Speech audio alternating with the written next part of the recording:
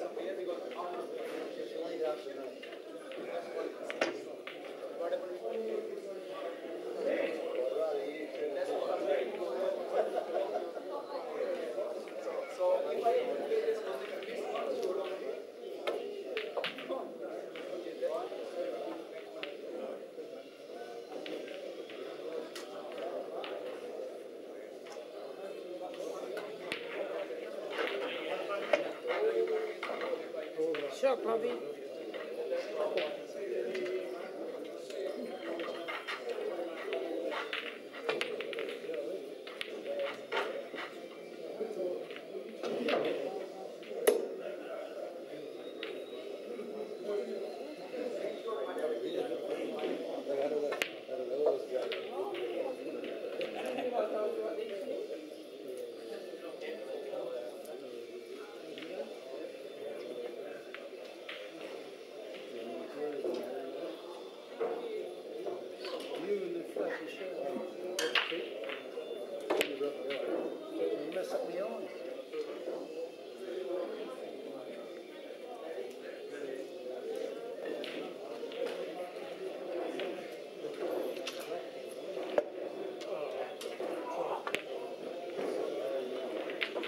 Half chug.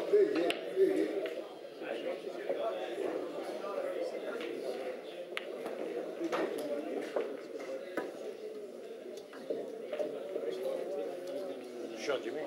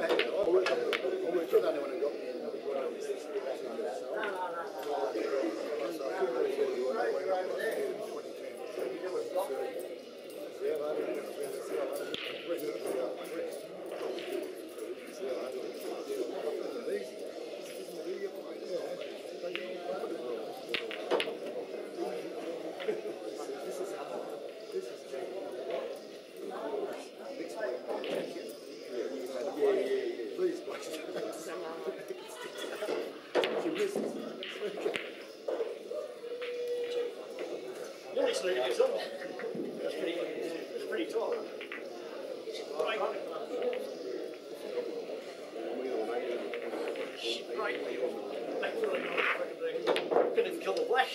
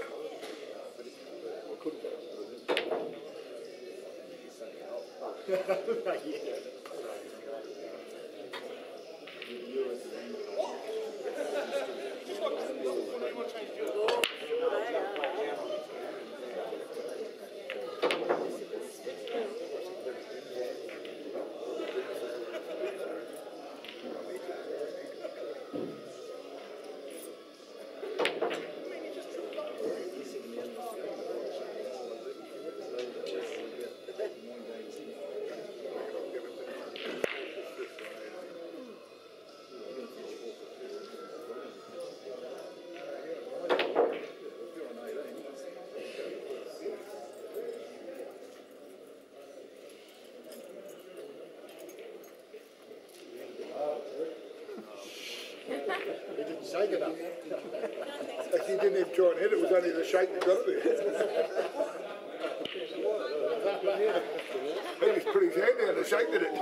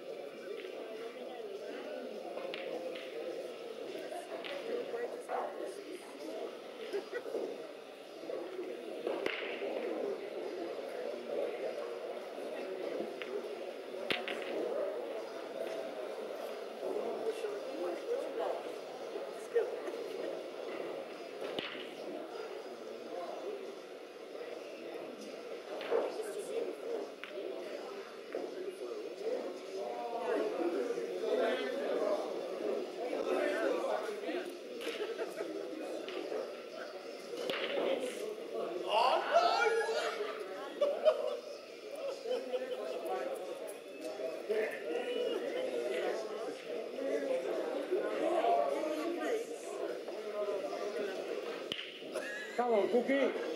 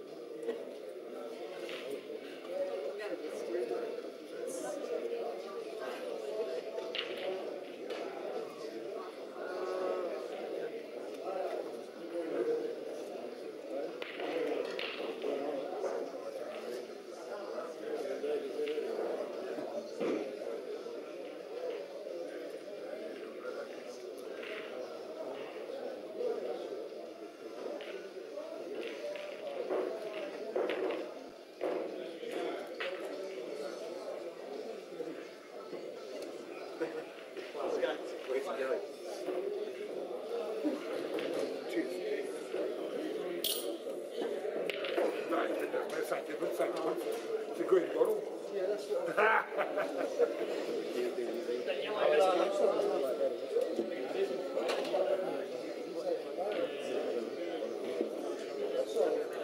right, mate, honest.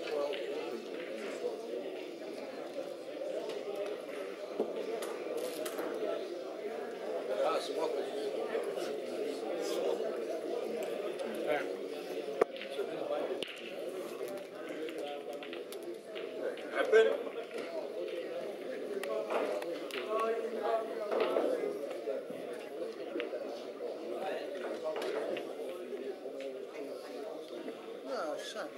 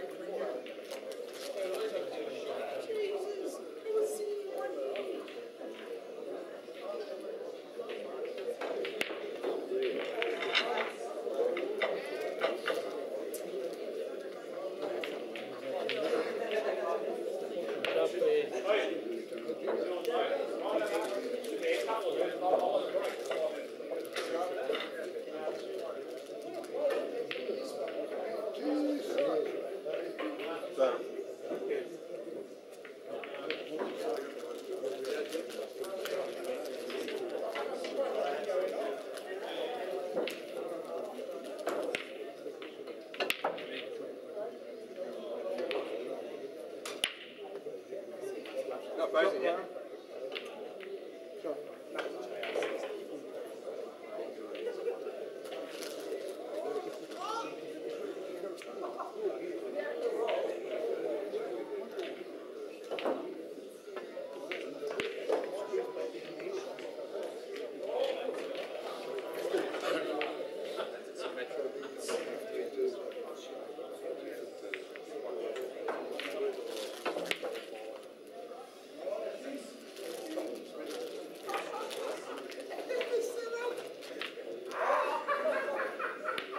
Total and not frozen?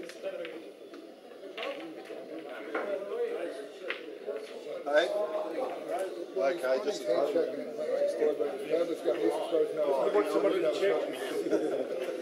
I'm pretty sure it's frozen and it's not a total.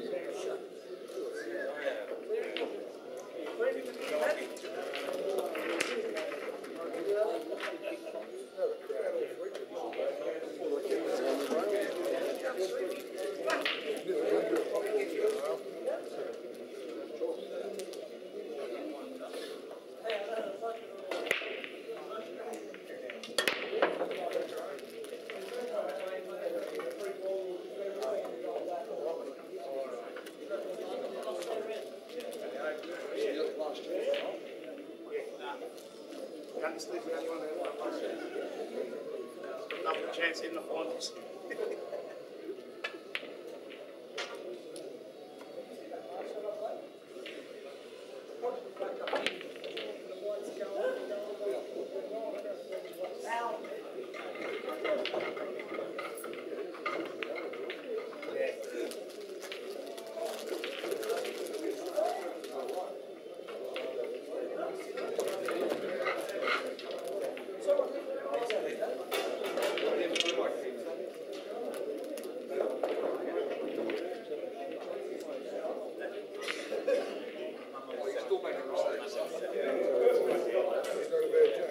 If it's still the interior, if it's in, you would have got it.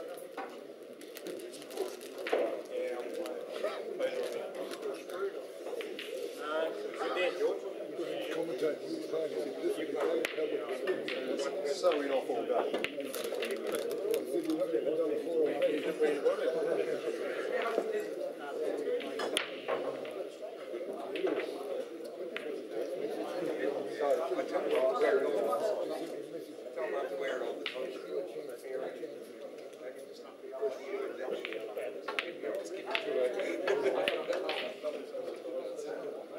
She's had a bit of luck with that.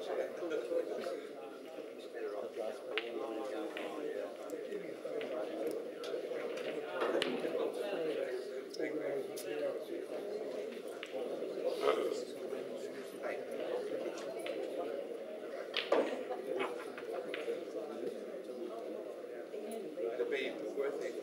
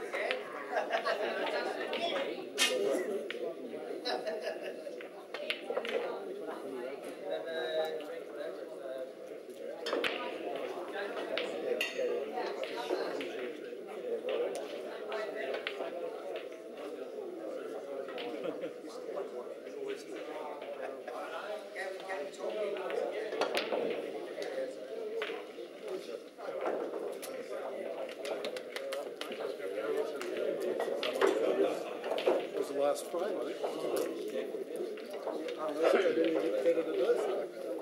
All right, guys, now that the last frame's been played, I'll just zip through because we've got to play a couple more frames.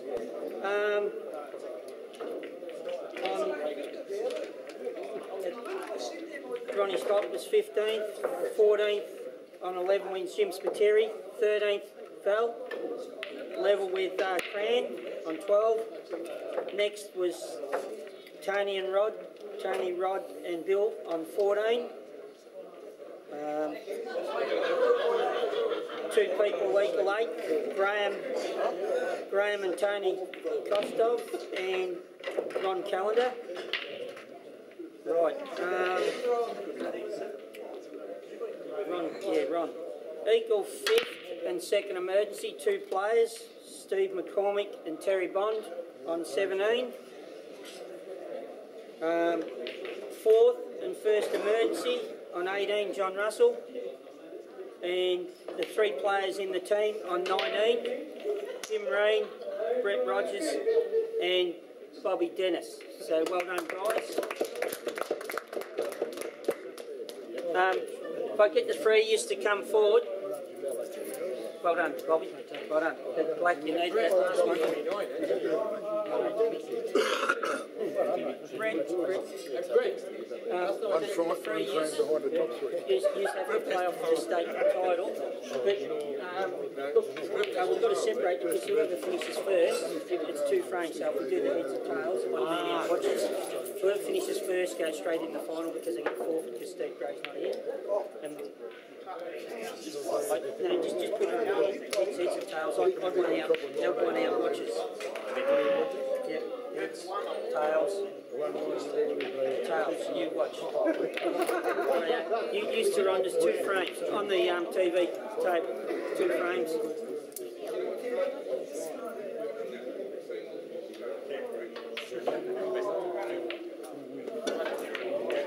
I like Steve. Jeez, you were right there. No, Steve was going to... Steve's in the team, but his will be a forfeit, he's not here. Yeah, so whoever finishes first is going to get the forfeit. So whoever's won first, will won first. You've got 3 on the They're playing just 2 frames, the same as we've done. Not 2 frames.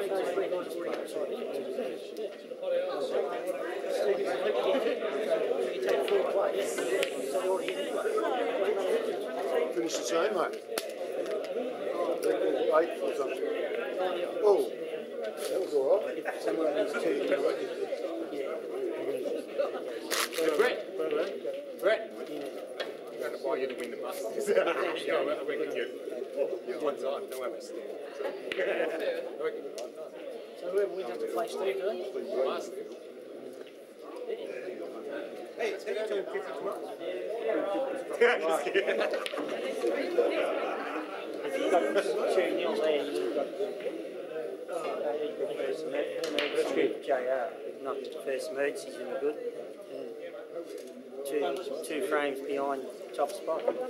JR's 1 frame behind top spot, he was in 4th spot, not in the team. He didn't know where he was going to, though.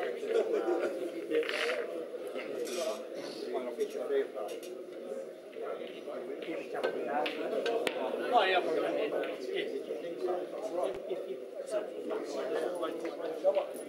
Yeah, because it's right. the winner of super state singles, the state champion plus a 2/3 trip pay, runner-up gets a third off. So we're still trying to sort out who's actually first. As soon as we get first, then they'll be straight into the tournament. No, it's only 2 frames to play.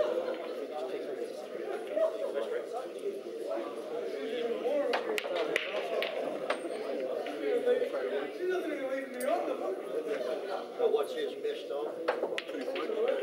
There must be a rotation. Best of 5. No, 2 frames. Oh, 2, yeah. How does this work? Oh, you play each other. Yeah, and then Jimmy plays. Is Jimmy Graham, you must have been close.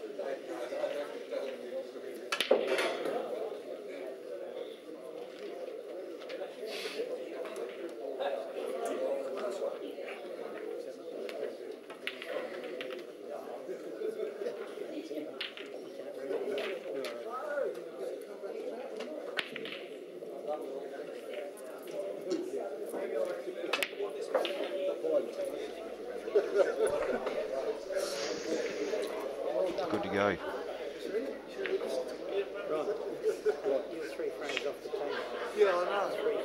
All right, good afternoon, viewers. Ron Callender, please get out of the way of the camera. Thanks for telling me that. Welcome to Bar 8 for the final 3 players of the Masters team selection. We have Brett Rogers, Bobby Dennis and Jimmy Reen have all finished equal on 19, so they now need to play off to find out what positions they will actually finish in, first, second or third, which will be followed by the semis and the final. Right now we have Brett Rogers and Bobby Dennis, and also a shout out to Steve Jamieson, who lives about 3 minutes from this place, and instead of coming down and actually doing something about it, he's messaging other people going, how about some commentary? Well, get off your backside, Steve.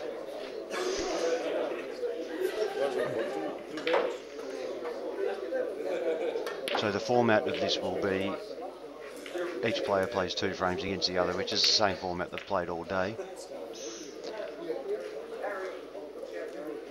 Bobby's just had a crack there and it's not turned out real flush. Brett should be able to extract that red now that the yellow's sitting against, and he'll probably have a crack,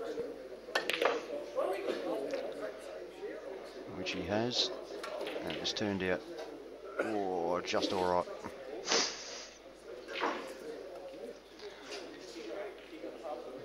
And congratulations to Jimmy making another Masters side. He's made a couple before. Brett Rogers in his first Masters side, and it's the first one he's been able to try out for, just turning 50 this year. And Bobby Dennis, his first time representing Victoria this will be. So, fantastic effort from Bobby.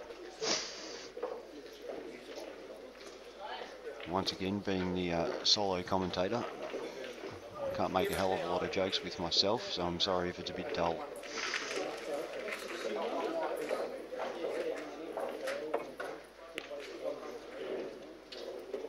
It's a pretty good shot out of the snooker from Bobby. Kept the yellow in the middle of the table.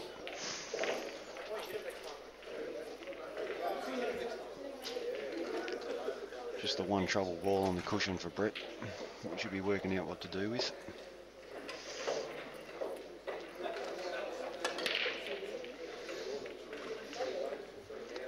Finals for the Open team next weekend. Final 20 or 21 players, whatever it turns out to be. And the last 12 for the women's.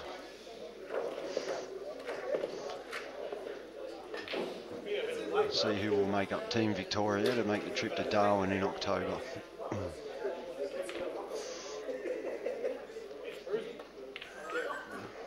Looks like he's totally snookered here, Bobby.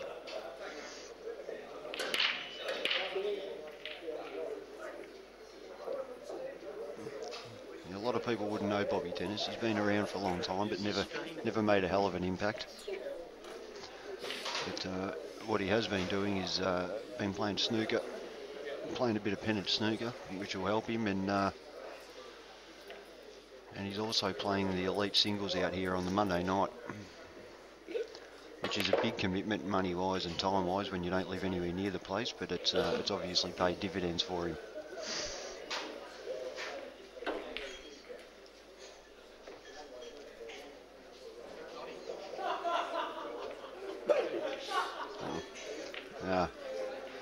Someone just signalled to something on the screen. I've no idea what they were talking about. I think they pointed at the names.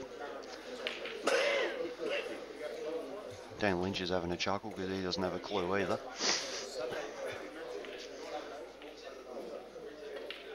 Someone layering up with the old swerve on the next table, and they've overplayed the hell out of it.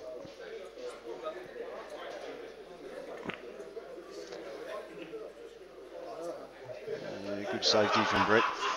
It's a lot of tables going in the background. It's the Melbourne Metropolitan League singles, which they decided to have on the same day as the Victorian Masters.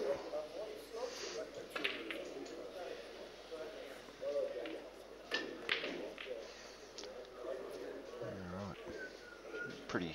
Pretty standard get out here. Wouldn't be surprised if he knocks it in. He plays very well off cushions. Commentator's curse, of course, so he'll miss it and go straight in off. There you go. I reckon Bobby's knocked in about 75 doubles today. I've seen him double about 4 or 5 blacks. There shouldn't be any dramas clearing up here for Brett.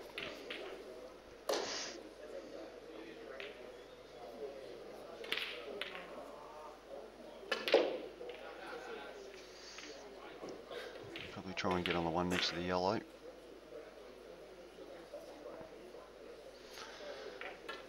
He's got enough angle to get on the back cushion, which he does.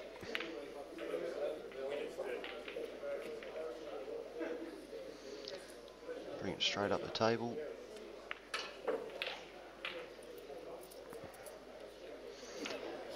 And black in the same pocket.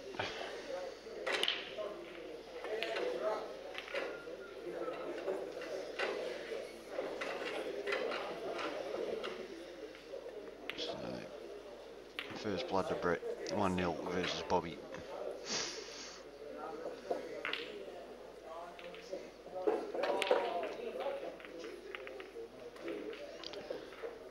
So it's very possible that this three-way playoff could end up in a draw.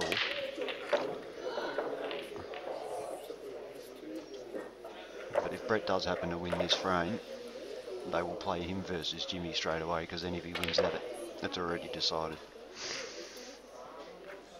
Already decided who comes first, I'm sorry. Because they still do have to play off for the State Masters Championship.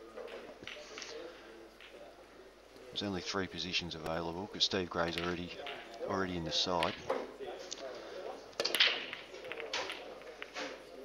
And he got that by winning the Australian Masters singles last year.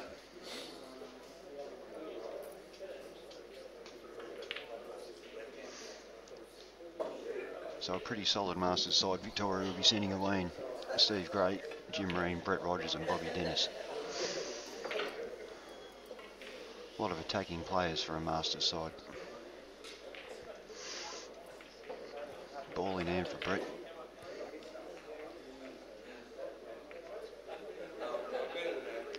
Balls are all a little bit tricky.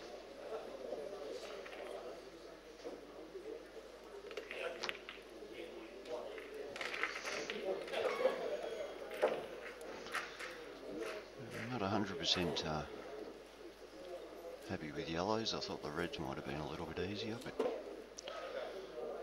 he's there and I'm here, so we'll go with it. Pretty sure he's just trying to nick that yellow, bring it out a little bit. It is an inch and a half off the cushion this, so he can nick it in the middle. Try and get back over for this one.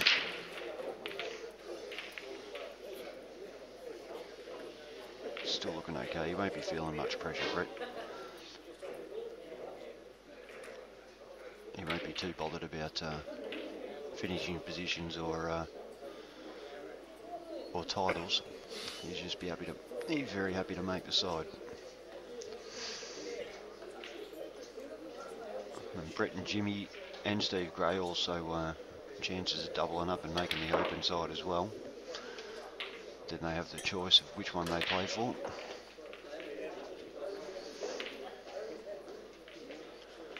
Brett did mention that he may not even play in the 20 if he makes the side today, so we'll see how he still feels about that.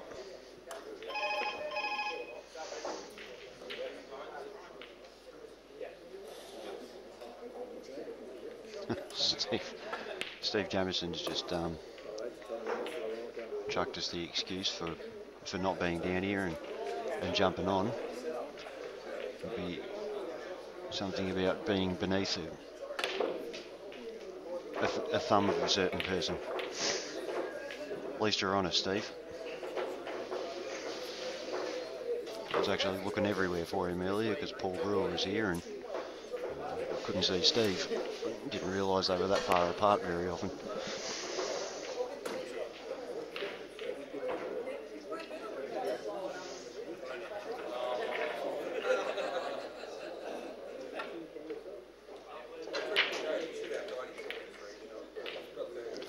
He's gone the big double up the table. Maybe done enough work to cover the yellow, but I'm not sure. Pretty much impossible to tell from this angle. Brett will just try and get on it anyway.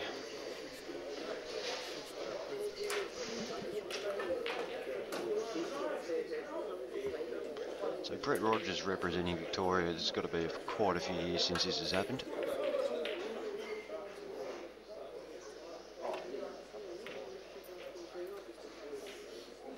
And it's a nice little drag shot. But Bob does have a double on, and he's got a chance of the middle red next to the yellows. If he can pot that, he's a good chance here.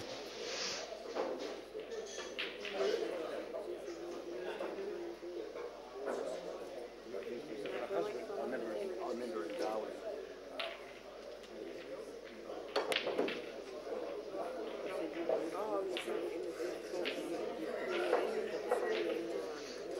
Now, here we go. Need to hit this yellow really fat or really thin.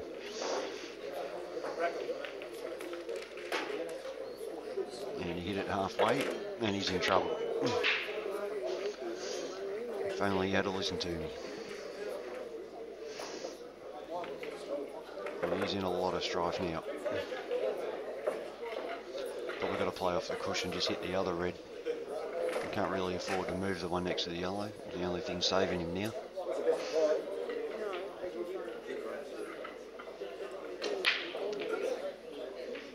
Even if he does play out of off the back rail to hit the red on the other cushion, he still needs the white to travel, or he leaves Brett a perfect extraction ball.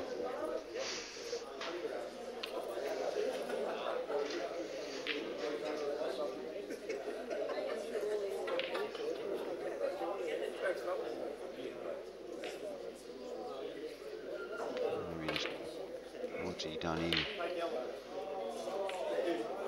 Well, I'm not really sure what he was hoping to achieve there, but I'm guessing it wasn't that.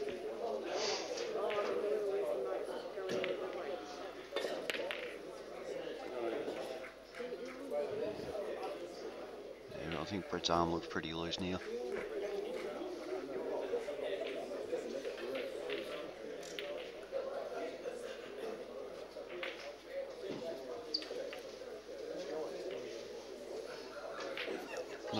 Not sure whose cue he's using this time. He used mine all day. So he's just picked up another one now. Yeah. Obviously, well, obviously finishing equal first in the Victorian Masters wasn't good enough for him, so he's given my cue the arse and grabbed something better. So 2-0 to Brett. So it'll be Brett versus Jimmy Green now.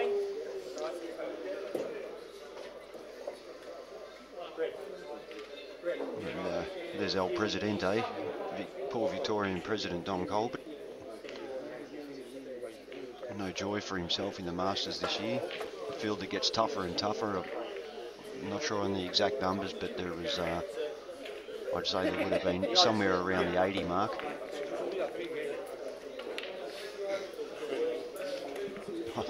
Now Jamie Stevens piped up going, Butters needs me. Yeah, it's very exciting doing it by myself, Jamie. Thanks very much.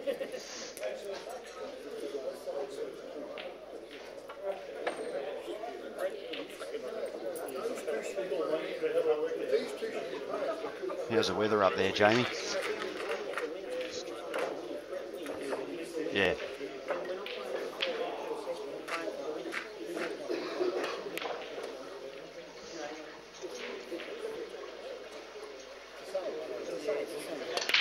All right, Rogers and Jimmy Reen.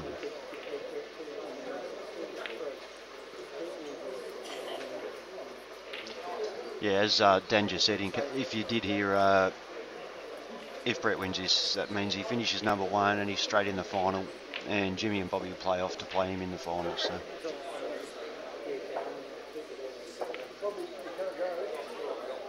that's a horrible break. Just enough room to work some stuff around. And that'll do. I won't be coming in to pack your bags.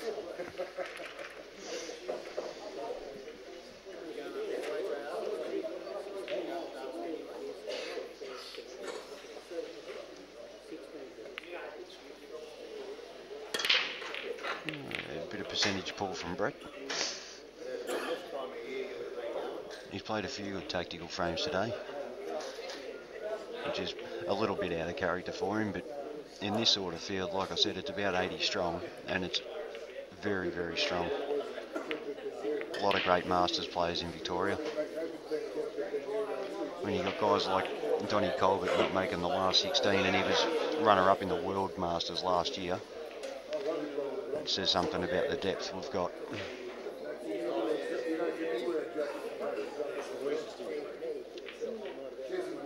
First emergency for the team in outright fourth position was the great man John Russell as well.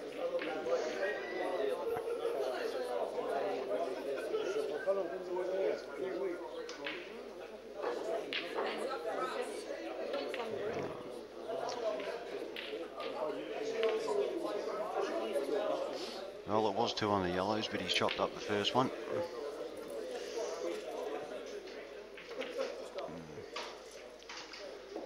I think he just dropped this over the hole, which he is.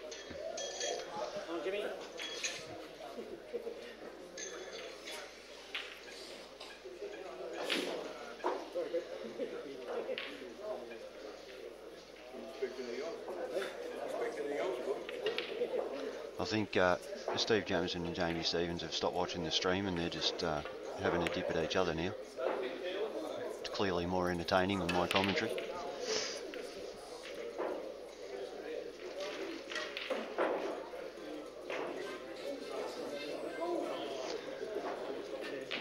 Yeah, another comment from Steve said Jimmy Reen's upped his game lately and he has been playing very well. He was on my table in the 40, which was a very strong group. No, I'm not just saying that because it was my group. And Jimmy was fantastic, had a really good day. Carved me up nicely.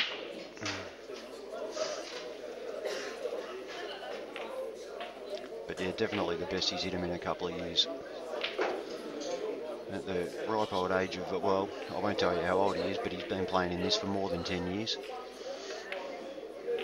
With 50 being the entry age. So everyone but Gus should be able to work that out.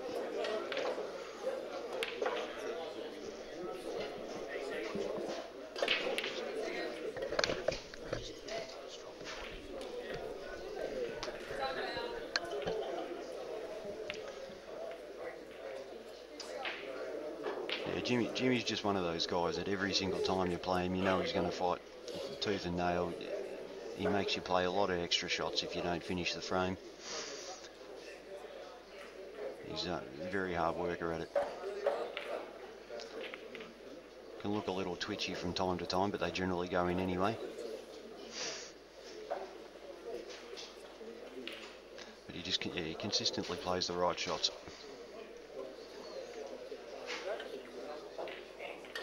Been there and done it many times. England, played for Victoria, God knows how many times. He knows how to get the job done.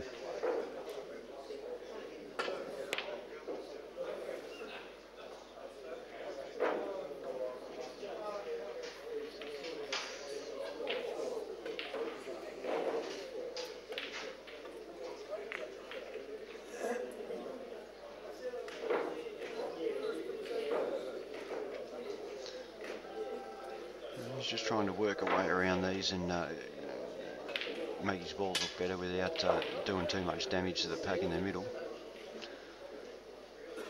The last thing you want to do is open them all up for Brett. The last thing anyone wants to do.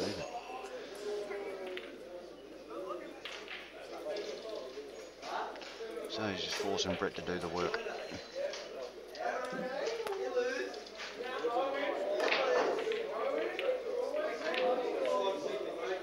That's a good shot from Brett there. Great pace. I'm guessing Jimmy will get rid of this red. Brett's just put on the cushion.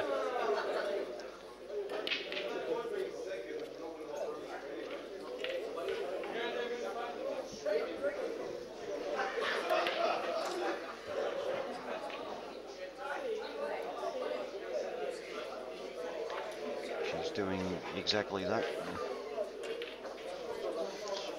That's a good shot. Keeps making Brett force the issue.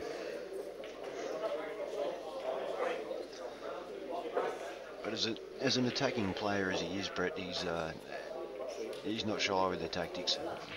He knows how to control the table, control the tempo of the game.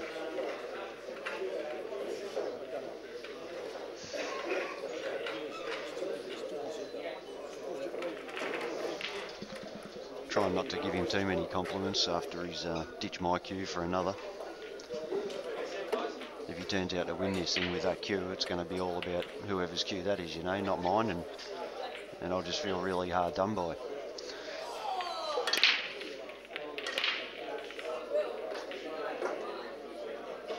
Well, he got no action on anything then, so now he's in a bit of strife. Snooking himself on the one ball he can run down over the hole, which really doesn't do him much good now anyway. Might have to thin nick the other one, but he's got to be careful of going into those reds over the hole as well.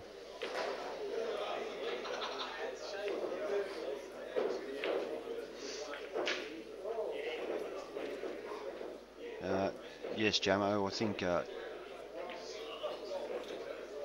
definitely the more tactical frames will suit Jimmy more than Brett. But like I said, don't count him out of tactical ones. He's still very good. But even if he was 100% as good at the tactical frames, Jimmy would still prefer them than all open. He's not going to outpop Brett. Not over the long run. So he's given him 2. Like I said, it's a pretty cagey shot.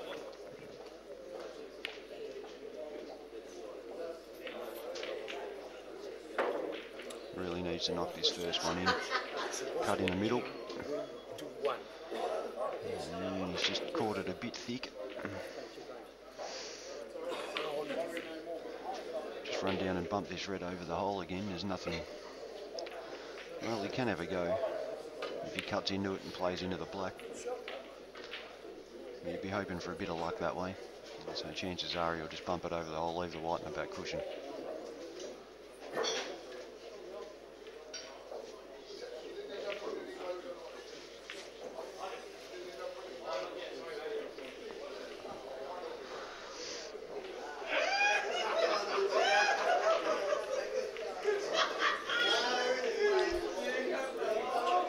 And yeah, JR has left the room, that's why you can't hear him.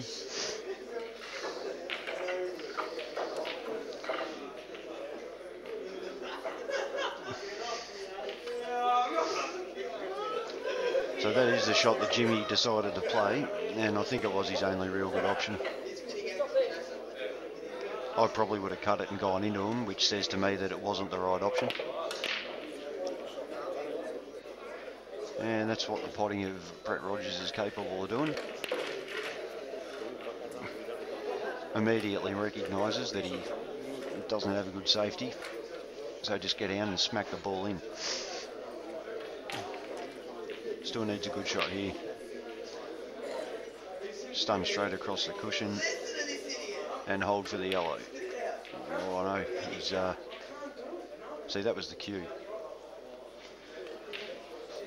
My cue would have made that shot. Well, don't look at him too long, Jimmy. Just have a dip, son. No, I went on here.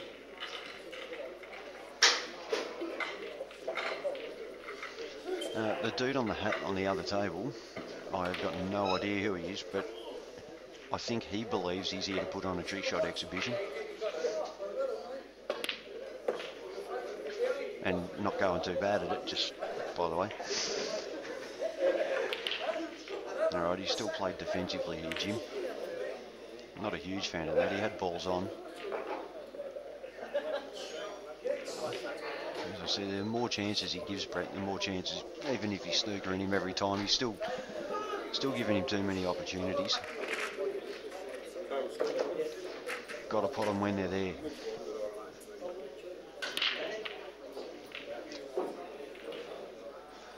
As it is though, it was a pretty good shot. He's left Brett bugger all.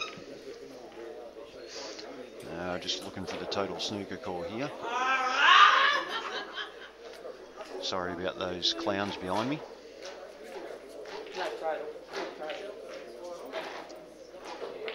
Must be Collingwood supporters.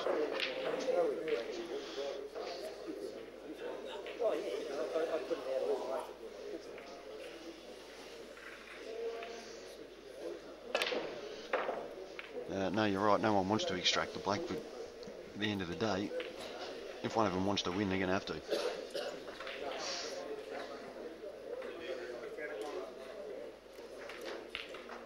I don't know what the call was, total or not. Big bonus for Brett if it's not. So you can just roll up one cushion and sit in behind him and leave Jimmy bugger all.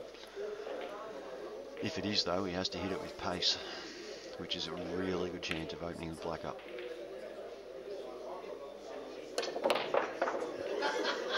Well, that's a huge result. It's left the white in the jaws. It is a great result, but Jimmy can play the long red, one closest to the corner pocket,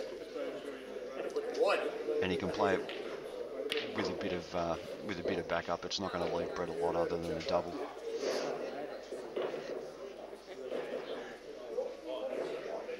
Which he's done. Oh, and he's... Yeah, Brett won't mind this. He'll probably take on the face cut double and just needs a result. He's going to have to screw under that red, I reckon. He's got no chance of holding the white up that end, and that's exactly what he's done. And he's played it pretty well. He's a touch high. It's actually a tougher shot than it looks on screen, glancing over at the table. But if there's one pool player that knows how to use a rest, it's Brett Rogers.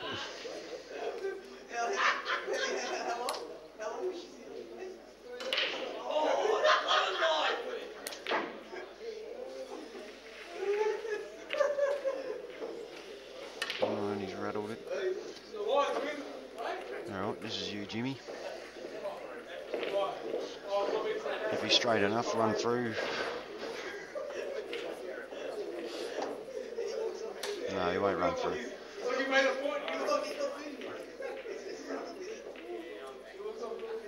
Probably try and get back on the one in the middle first.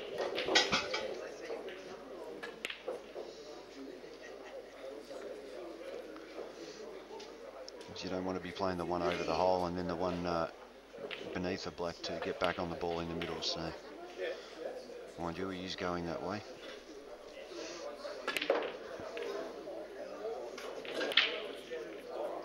I much prefer to screw him back to the one in the middle, then take care of the other two.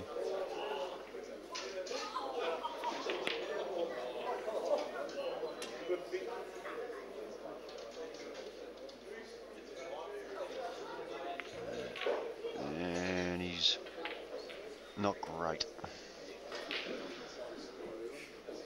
They're not the tightest pockets in the world, but smashing in a ball like this, you're going to have to be pretty accurate. Once he just lays up, which can't really afford to do. He's hit that very well. It's landed on the cush, but luckily he's perfect angle. 3/4 ball in it, so he can just drop it in, and he's fat on the black anyway.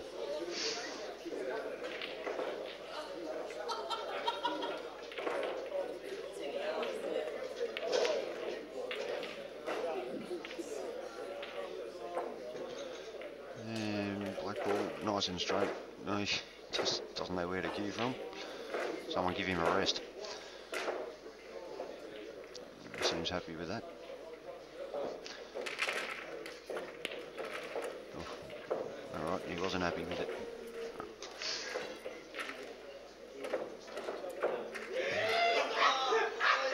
No, I thought he was alright, he looked comfortable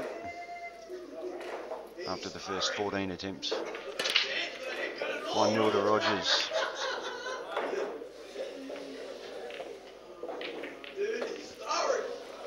So this frame for Brett to go #1 straight into the grand final of the Victorian Masters.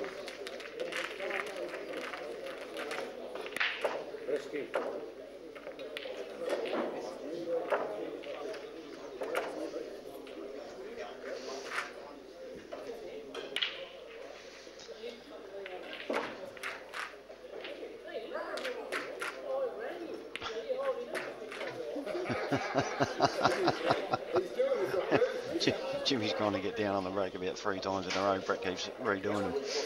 That was quite good. Oh no. Off the table. So his little mind games work there, Brett. So 2 shots, open table. From that view, yellows are the balls.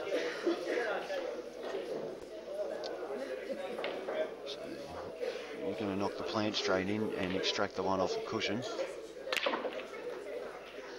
He's probably over extracted that a little bit, but it's turned out okay anyway. I think he extracted off the cushion. He wasn't planning to put it diagonally up the table over a corner.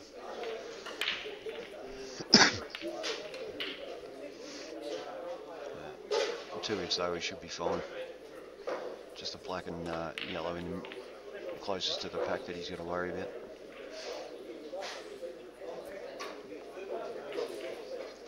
So this one in the middle, then he may play the other middle and try and get on him. So we'll go in the middle pocket there, the one in the pack. Alright, I'll go in the corner.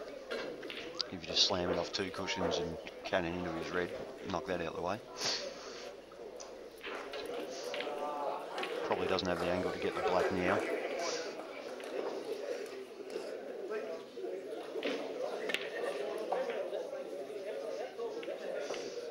No, he's landed a little bit awkward.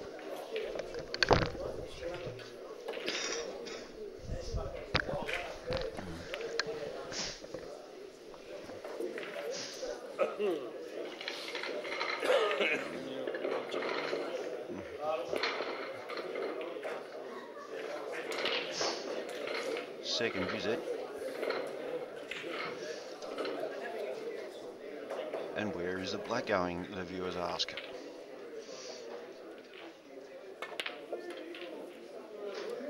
Well, I reckon it's probably going nowhere because he's too straight on that.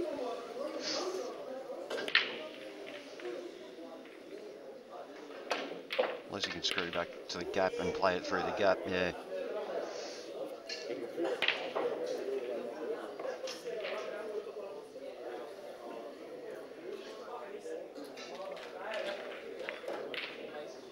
Well, he hit it. Well, really got to put Jimmy as favourite in this frame now. He's got no trouble balls. Black's still nice and potable. Just got to take his time, make it easy for himself.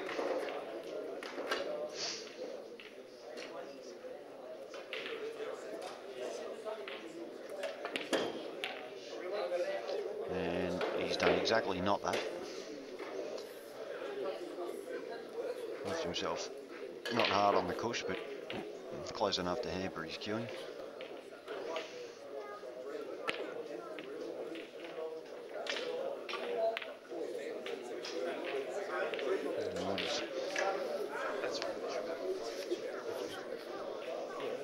He squeezed it in.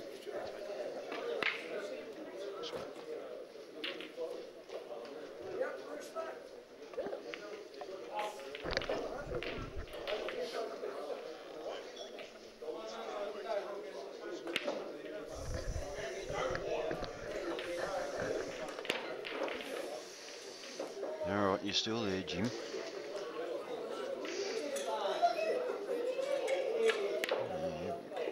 You probably just run this off 2 cushions, come back out in the middle of the table, but he looks to be checking it up. No. It's okay, but he insists on leaving himself on the cushion. Doesn't matter too much, he can knock this in dead weight. If it sits there, he's happy anyway.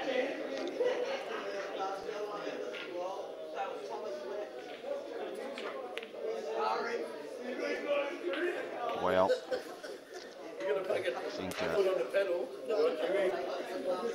I think Jimmy used the force to make that go in at the end of the day. Alright, so 1-1. So Bobby and Jimmy now.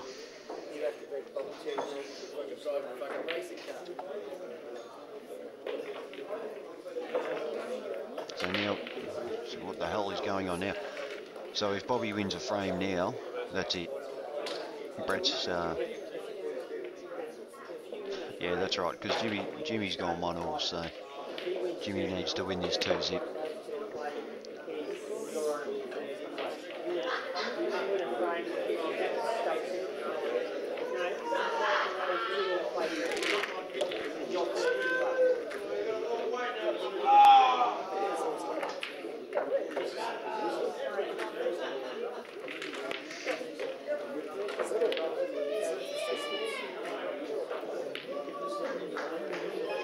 Alright, so if I understand it correctly, if Bobby wins 1 frame, Brett goes first. and go straight into the final. If Bobby wins 2 frames, that puts him ahead of Jimmy, and it makes absolutely no difference anyway. So all that has to happen is Bobby needs to win 1 frame. If Jimmy wins at 2-zip, then he and Brett have to play off for first. And then the winner of that will go straight into the final, and then the other 2 play off again. Not confusing at all.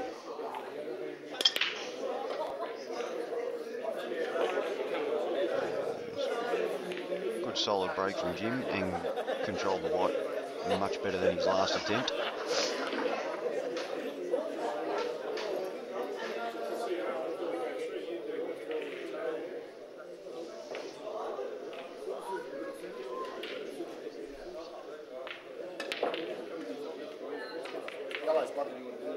Well, yellows look to be the balls.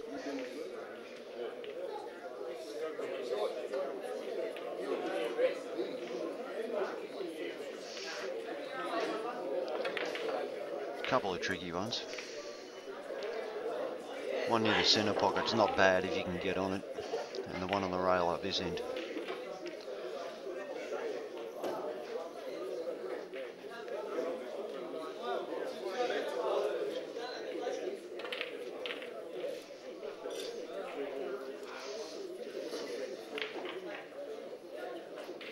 Seems to want to have a go here.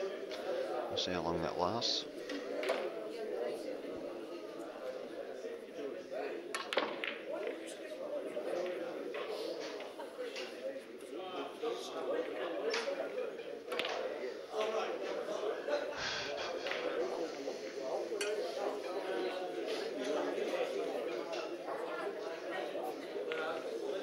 And that's a coverage shot. By the pace he hit it. Unusual cues because I couldn't fucking find you.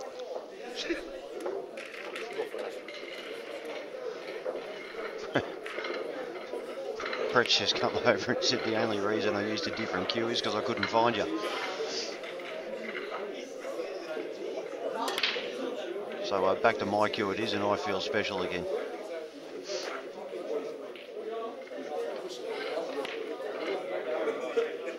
So Jim did go for coverage. Now, Bobby's got to work something out here because he's in a fair bit of trouble.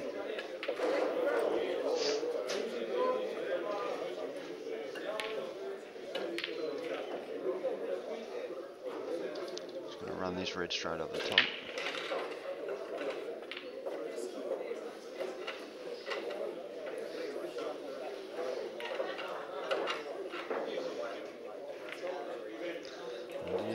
Options. Well, Jim's got to have a go here.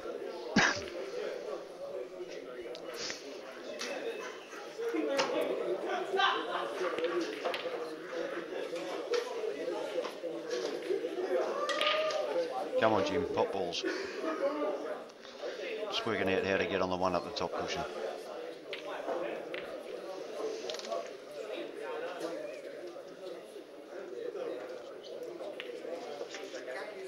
And that should just about do it.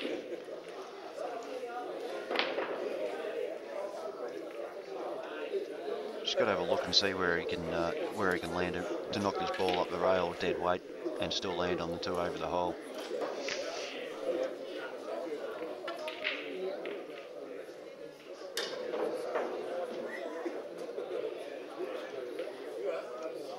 In between the reds, probably.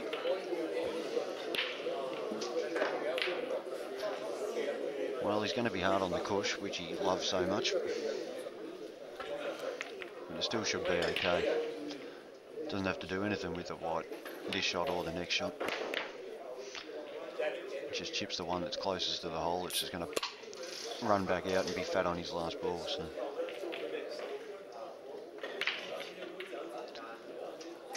He just stunned it. Didn't want to drop it through any further. As I said, doesn't have to do anything with the white, just roll it in.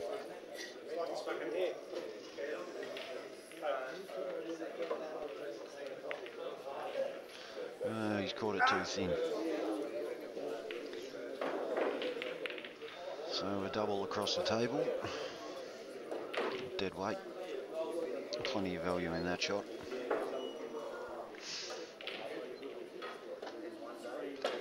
Probably needs to play a little bit of running on the white, make it come out a little bit, so if it does drop, he doesn't have too tougher or finer cut on the black.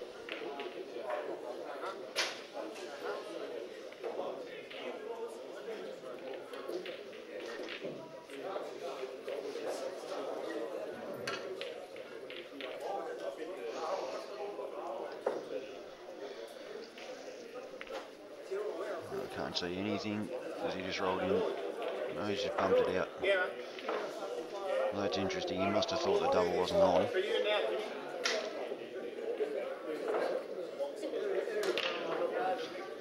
Oh, I don't entirely understand that shot. Stevie Jamieson, comfortably worst comment of the day. Looks like he's reen here before. You are kidding. Come on, Jamie, you can't let that one go.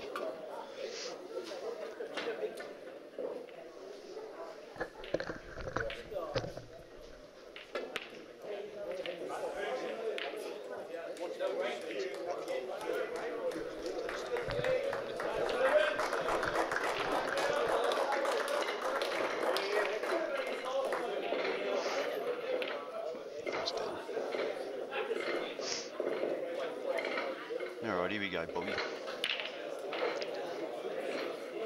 We'll just run this straight down the table. If it goes in, he's looking okay. If it doesn't, he's probably got coverage. Now the ball on the side cushion won't trouble him too much, because he can just drop that in with safety in mind anyway. So he should be pretty confident of running these.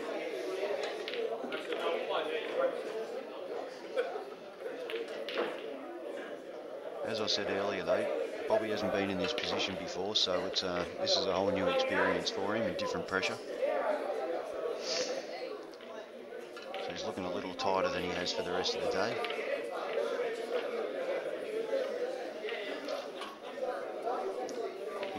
He got a good start this morning, and he led the stats for most of the day, so he was never in trouble of missing out. And great shot from Jimmy there. He's left way too much room in there, Bobby. So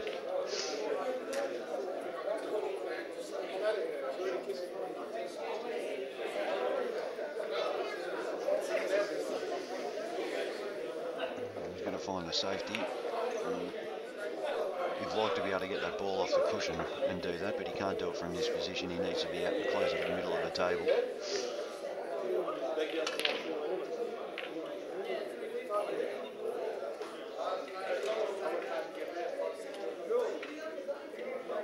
So definitely favourite here, Jim, but not a huge favourite.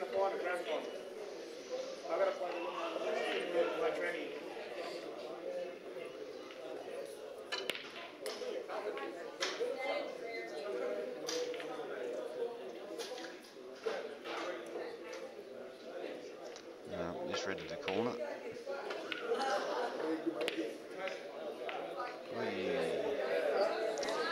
Just head came up a little bit on that. He's looking a little bit tight out there, which is totally understandable.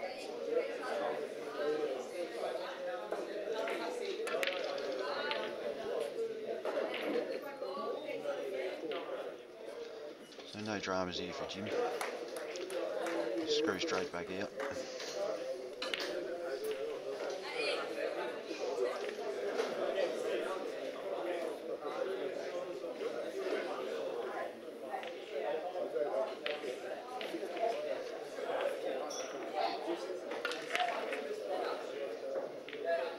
Yes. Well, he looks a bit twitchy himself and tight, so not the smoothest stroke I've ever seen.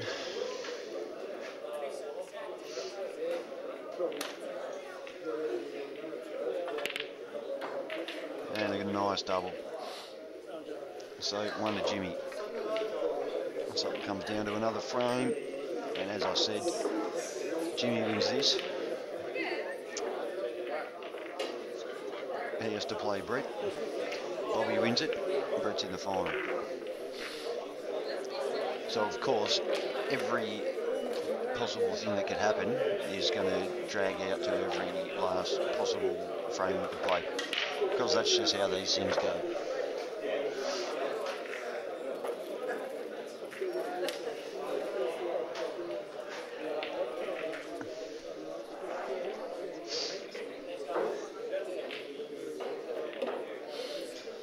Sorry, Jamie, you're right. I shouldn't have mentioned it.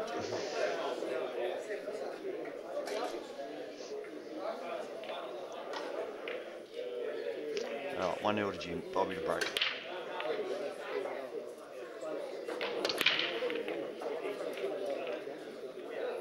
And a pretty good break. And I don't mind the Reds at all.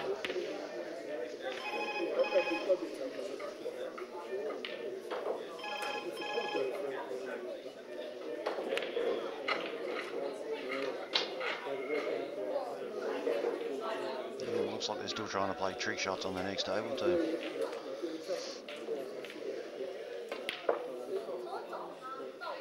Bobby's still a bit twitchy. Just needs to relax. Let the kid get free of the ball. Soften that hand up a bit.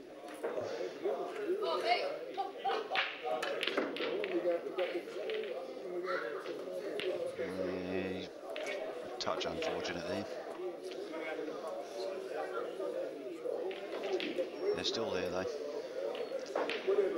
Red underneath the black. Just cut that across the table.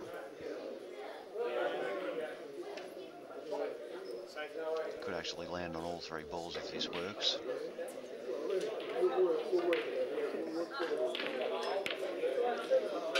And he's overcut the hell out of it, but it's not too bad. Just left Jimmy nothing straightforward.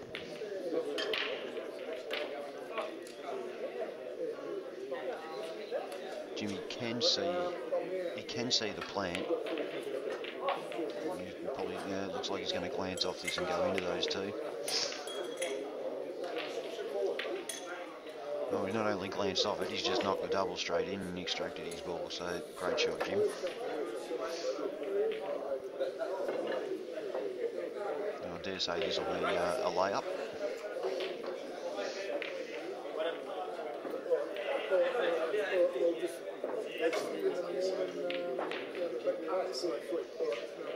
Has to do something with his yellow. He can't afford to leave it there. It's not covering.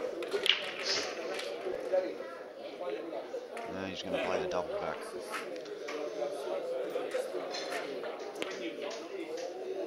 If I get many more shot selections wrong, we'll have to start calling me Jamie Stevens. But this is the Masters.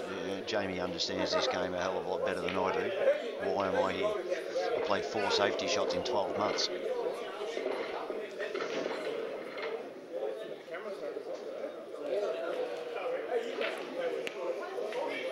So I've pretty much got no idea what's going on.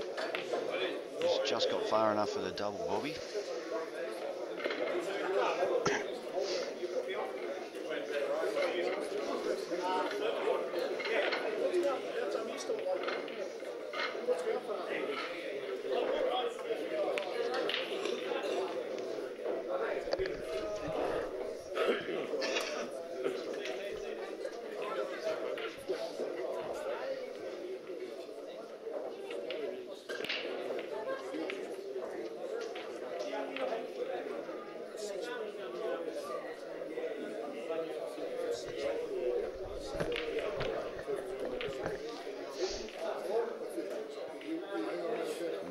He's elected to play the double dead weight, so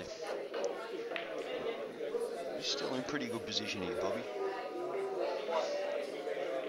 Jim's balls are a little bit worse off than Bobby's are. I'm pretty sure if he lands on the red next to the black, he can play that in the middle. It was a good idea from Jim there, but he's underhit it by 3 feet.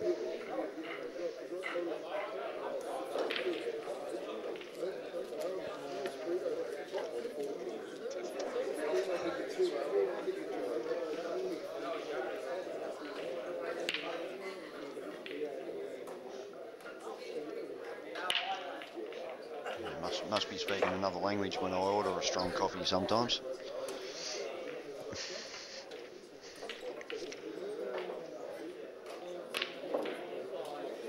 Yeah, sorry Jamie, I didn't realise at the time I was over exaggerating when I said 4 safety shots.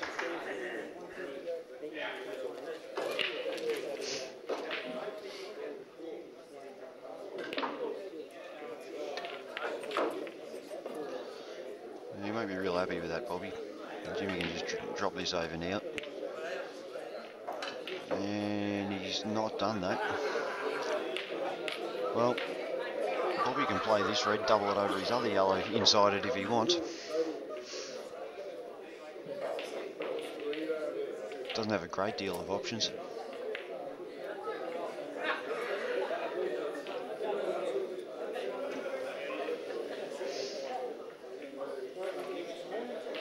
So I think he almost has to do that unless he triples it.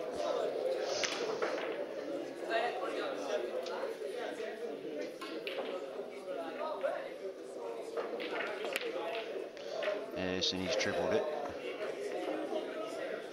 Well, he might be okay.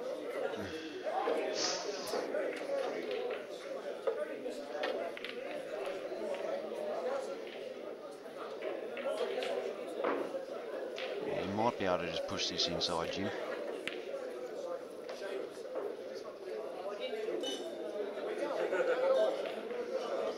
Alright, so he's opening his 2 yellows. Thinks that's enough.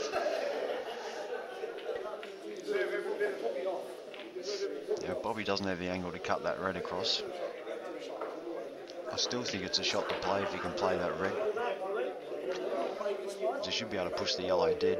And Jim's got another yellow dead on that same cushion further up next to the middle. So I'd say that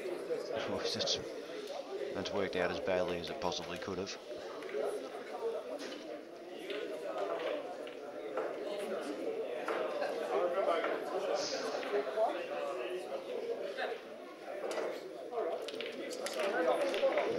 I think Jimmy's got to bite the bullet if he can play the plant here or the in-off, cut it inside that yellow, get up table, and then he plays his dead yellow straight down underneath those 2 reds.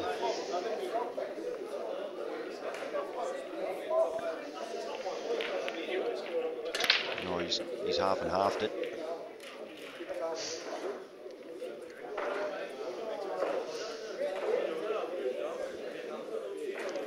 But he's left Bobby bugger all.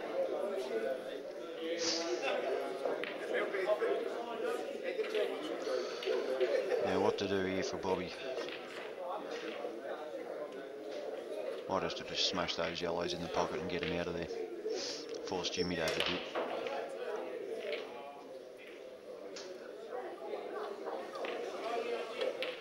Don't see any value in playing this red tonight.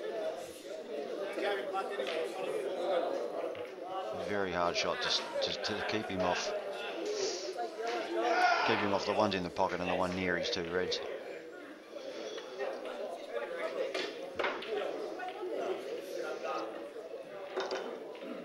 But what would I know? It looks like he's done that. Looks like he's done exactly that, and that's a very good shot.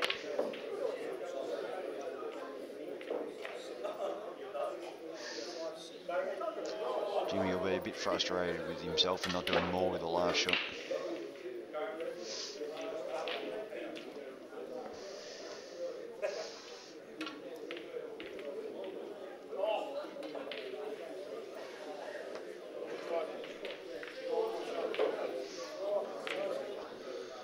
Just working out what to do, Jim. Not a lot of shots he can play without leaving Bobby on.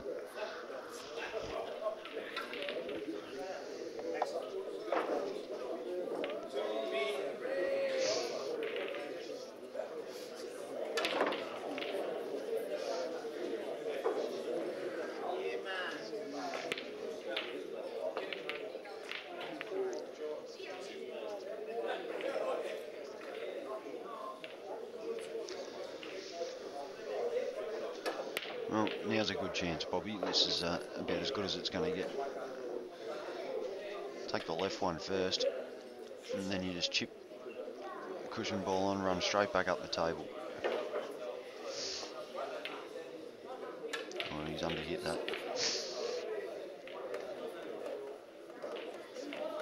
He's just going to have to cover it now.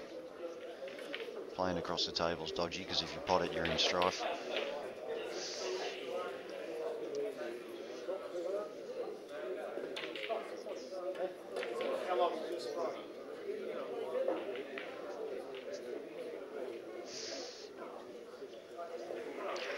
Now, as I said, very dangerous, because if this does drop in, you're gone. We can't see anything. And we didn't need to. We didn't miss anything because he didn't make contact on anything. So 2 shots for Jim. Can't see much going wrong here. He can play the yellow in the middle off the red. So with 2 shots, it shouldn't be any dramas.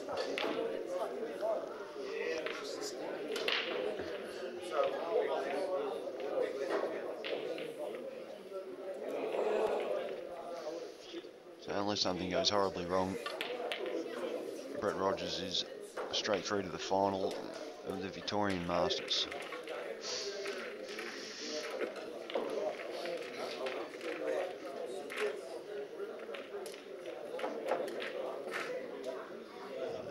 I thought you'd probably take one over the hole now to use this ball to get up the other end.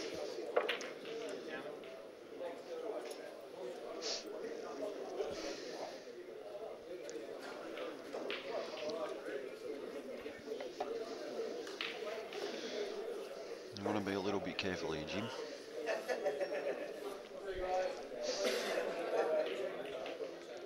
Nothing silly. Well, he's okay, but this is not ideal, and a number of things can go wrong here. You're too fine, you can go straight in off in this middle.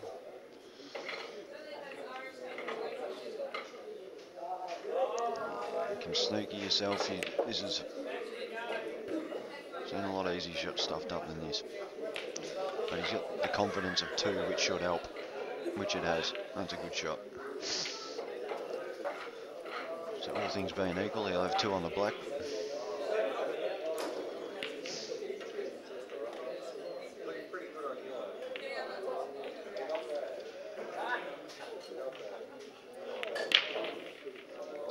And he's going to need them.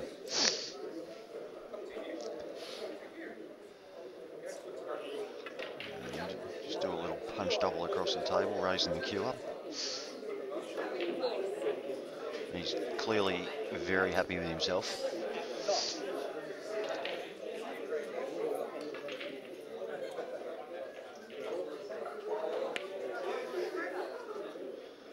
Yeah, it's a good shot.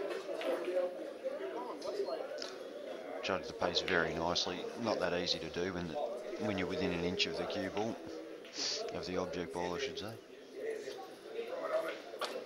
So 2-0 Jimmy. So I'm just going to go and get an update and confirmation on how this is working. But as far as I'm concerned, these two have to now play a semi-final, and Brett Rogers is already in the final.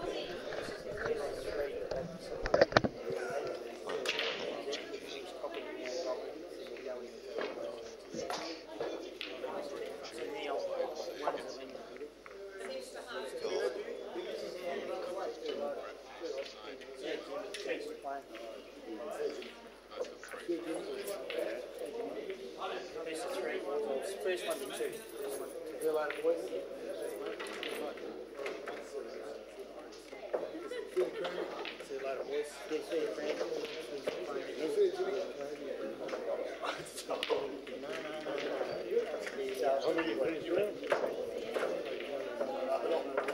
First to 2.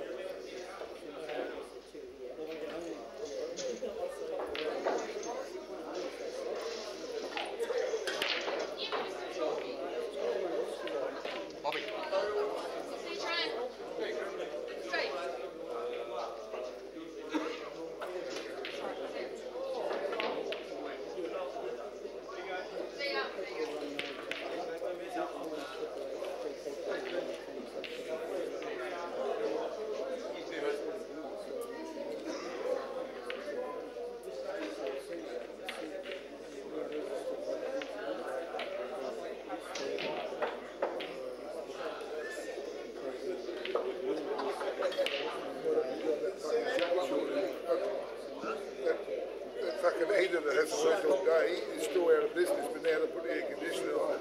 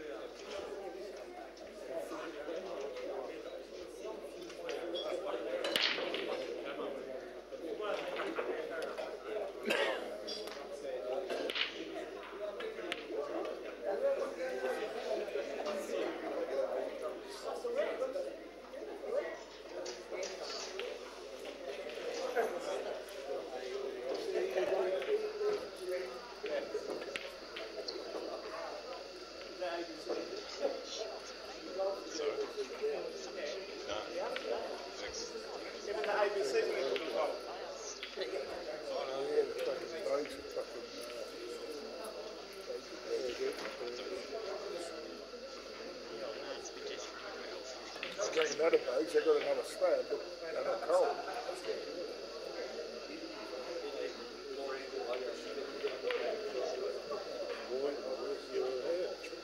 To be honest with you, I haven't had any drinks. I had fucking 3 yesterday and 3 today.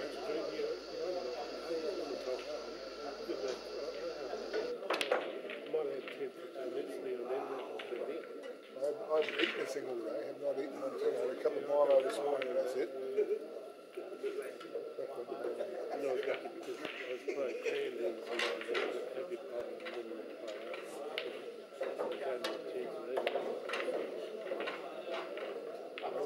A few beers there, the other one of them, back to dinner when I did.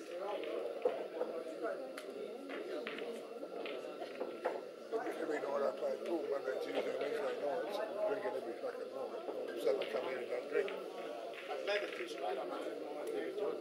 Either way.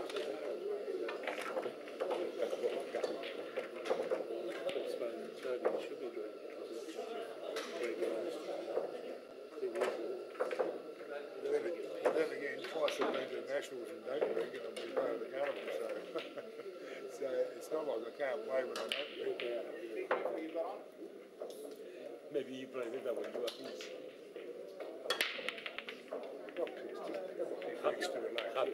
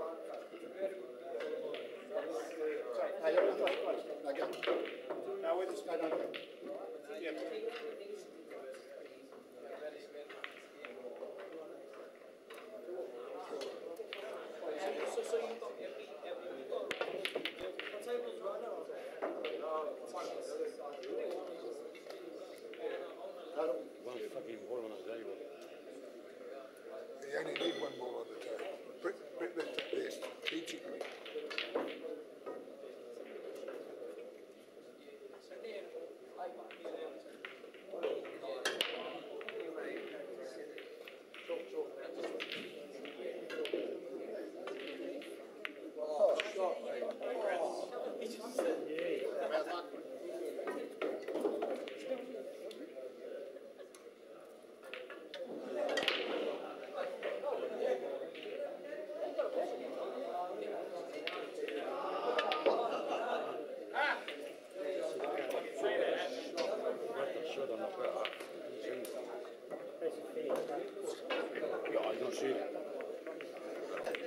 a good shot, but you'd almost expect him to put You will go for that, or you will go for double.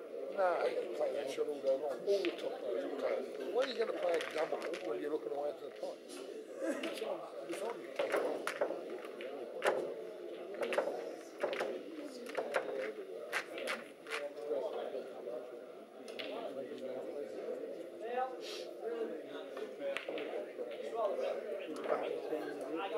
Against 95% of players, it's probably good enough. Against the top 5%, it's not good enough. Oh, it's still 5 points up with 14 minutes to go.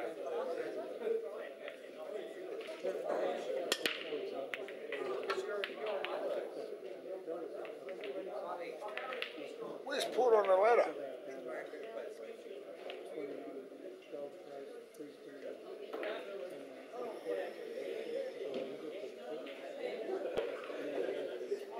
Hey Bondi, where's Port on the ladder? Stand the Reds. Stand the Reds. Fifth or sixth. So this will put the Pies back in the A. Not that way. Yeah, I suppose West Coast and Richmond or whatever probably prefer Port to win. Yeah. Which eliminates Collingwood a bit more than lose. Collingwood wins and keeps them in the race. And they've got a couple of winnable games coming up.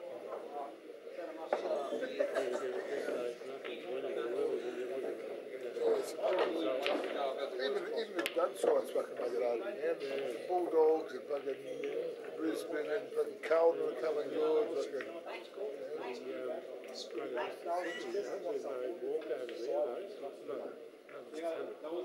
they're only going to get better and better. The next 3 or 4 years, they'll be up there fucking 3 big points on the ground.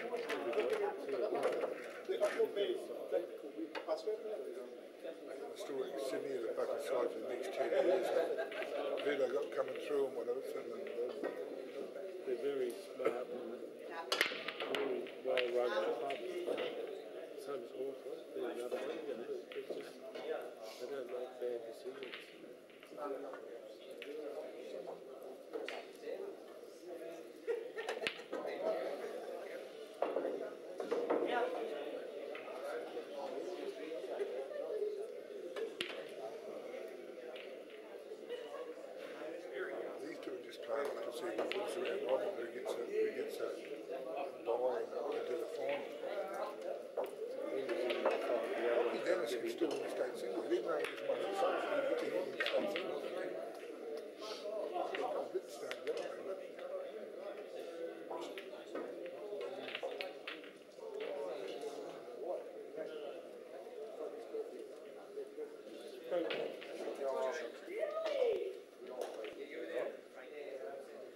Call your fellas here, Brett.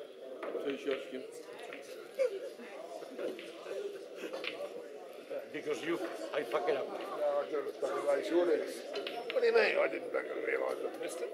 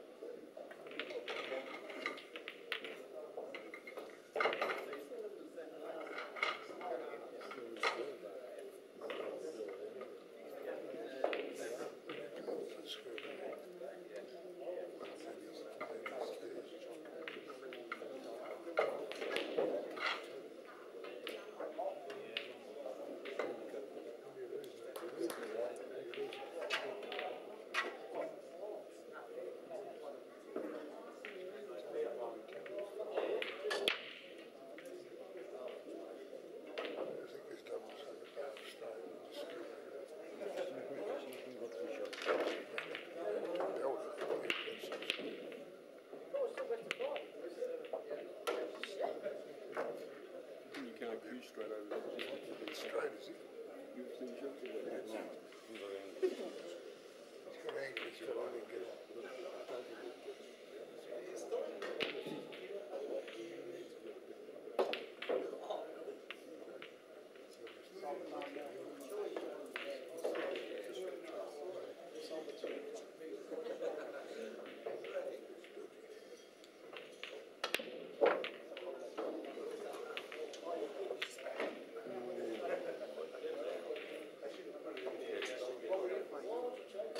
Dismount this or double it up, we move the other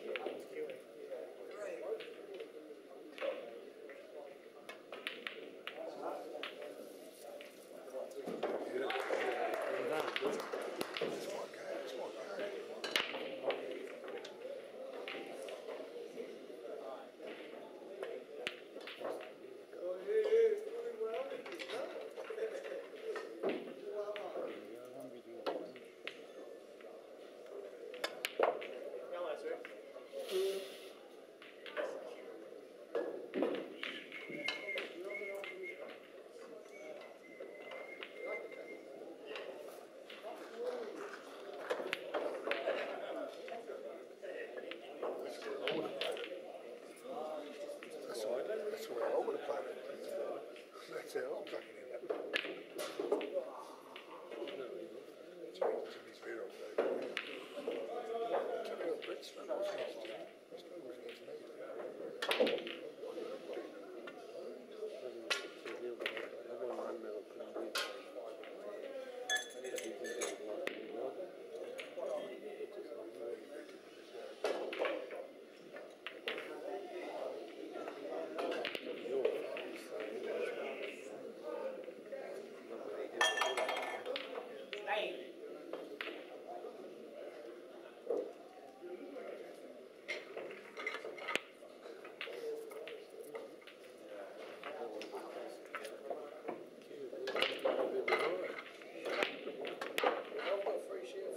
Fucking freakish Jimmy, how he wins some crimes that he fucking shouldn't. Yeah.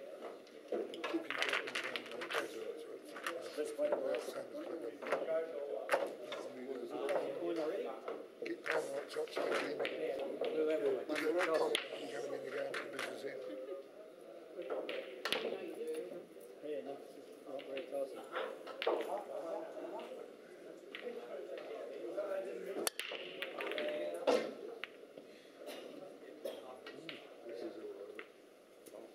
This is all over. This is all over.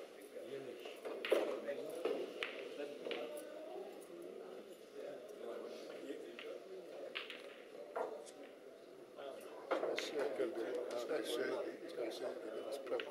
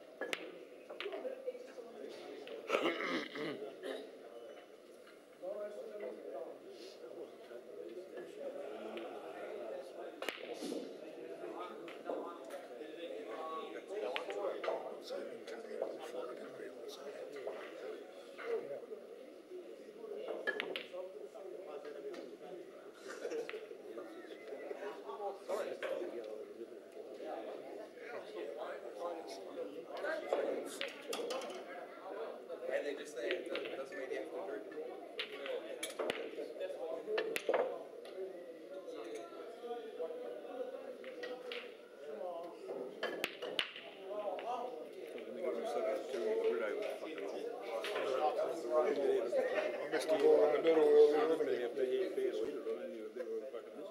missed one against Jimmy. It was impossible to miss that.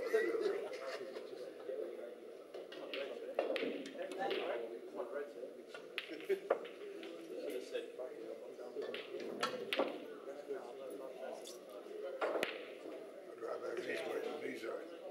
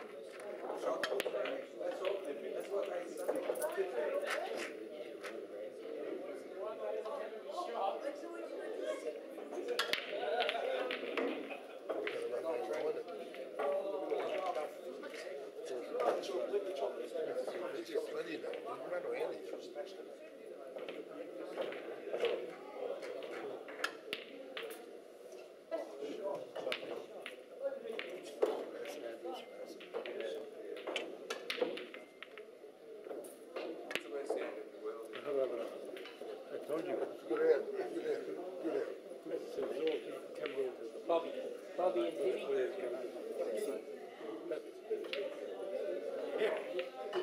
Bandito! I still don't think there's anything wrong with Jimmy Short, should have been all that, but he had to keep him up.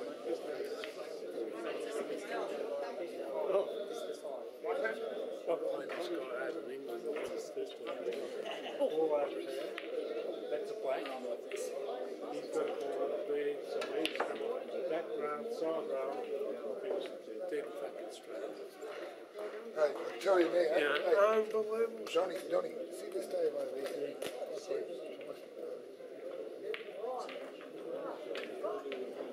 Still going?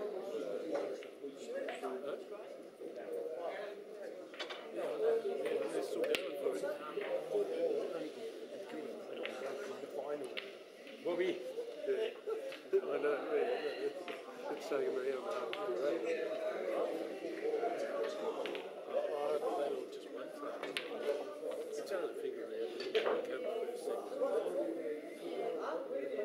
And then first and second playoff.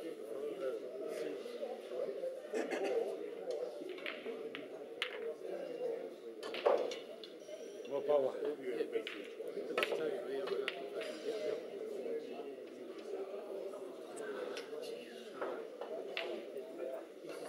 We're in the semi.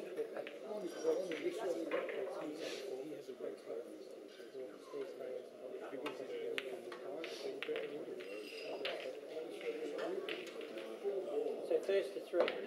You're in the semi-final of the state singles now. First to three. No more playoffs. First to three. So, Someone's going to fucking play Jimmy. Jimmy Orton.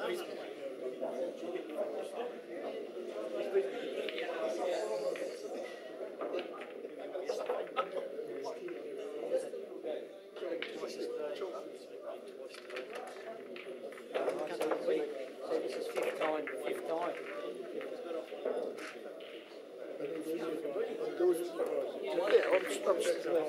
I'm stupid on the fact that on the last ball, The rest was small. Bobby, you appealing there, you know what's going on? You want to rub down or anything? I'm going to sort back before.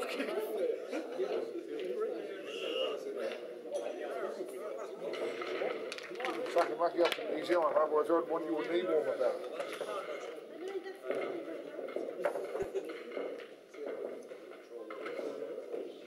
What's the time? 9:30, I want to watch the fucking netball. He will be over here.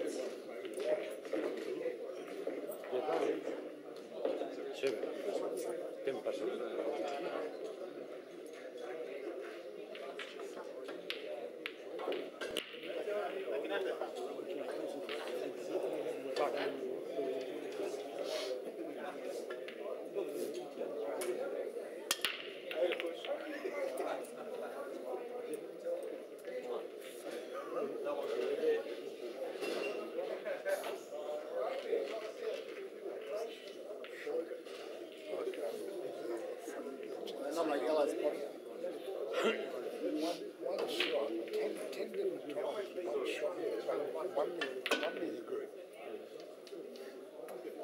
against Jimmy. Can't miss him. I'm on more than he's on that game. I'm in the team. There's a team that put fucking shots on the thing up today.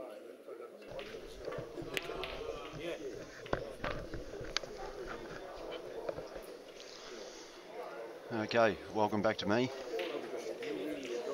We're officially at the semi-final stage. Of course, as you all know, there was only the 3 players involved in the final stages, so just the one semi-final to see who gets to play Brett Rogers in his debut appearance in the Masters.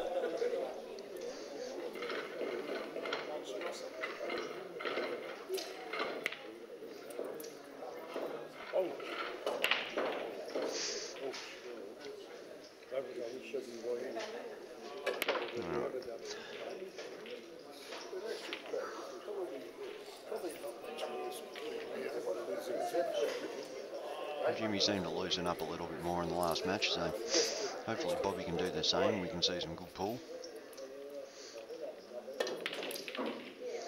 Double across inside the yellow. Done it nicely. And pretty much everything's on now. That's one round, Rob. That puts him in the final. And he's got a bye against Steve. So these two.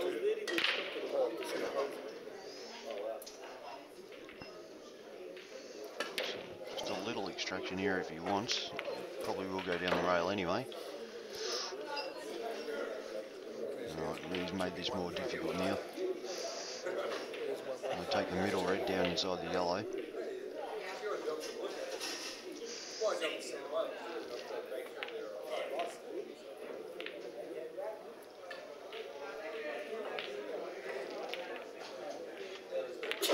That's a good shot. Maybe a couple of doubles here. Just needs to compose himself a little bit, Bobby. Seems a bit rushed.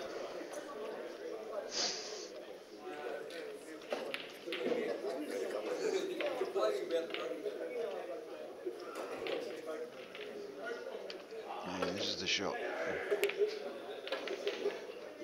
And he's tried to square it up a little bit and he's not been able to do so, so pretty straightforward finish for Jimmy here.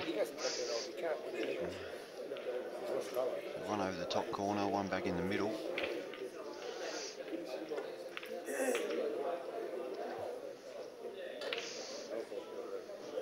Just hold the nerve, which he shouldn't have any trouble doing.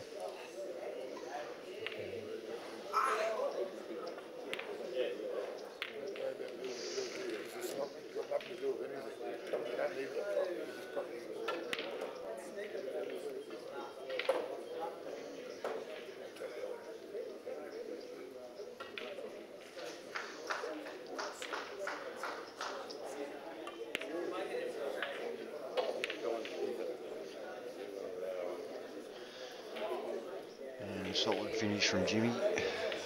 Just kept it simple. This is what you want to do when you're under the pump. So I've been told.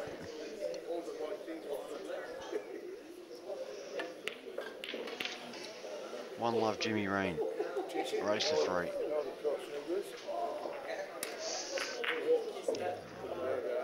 For those who are just jumping online, this is the Victorian Masters singles. The top 16 played round robin all day. Bobby Dennis, Jimmy Reen and Brett Rogers all finished equal on 19 out of 30 frames. After a couple of playoffs, Brett Rogers has gone straight through to the grand final, and Bobby and Jimmy are playing off to see who will meet him. But all 3 are in the team, along with Steve Great, the current Australian Masters singles champion.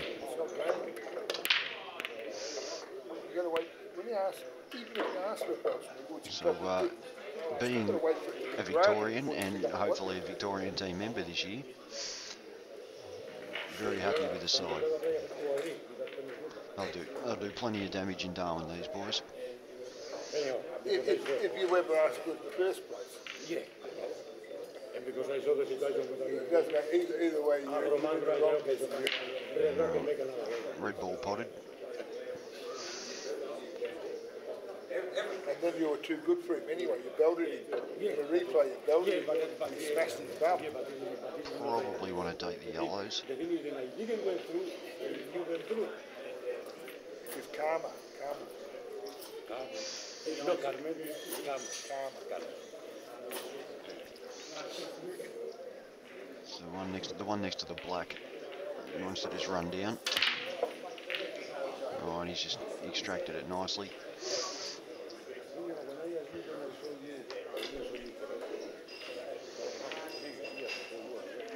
Should be okay if you can just get straight on the middle of the three of them. And play the other one in the middle. The one he extracted. Oh,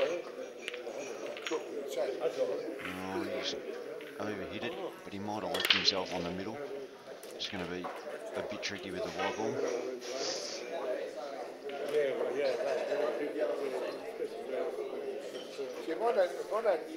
I think at this stage it's better that he's overhitting instead of underhitting. Means he's striking the ball, not just trying to steer him. You lose fucking muscle tone and everything else with it. It's got this instead of that. That's why I've got to eat McDonald's to keep the muscle tone up and pull down.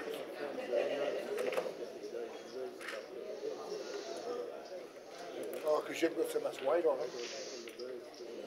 What were you having trouble with your knees with what, osteoarthritis or what? And, Perry Jeffs has piped in with Brett Rogers, the master of cue ball control. Don't be deceived, Perry. When he's playing well, he can pot anything, so it just looks like he's landing fat every time.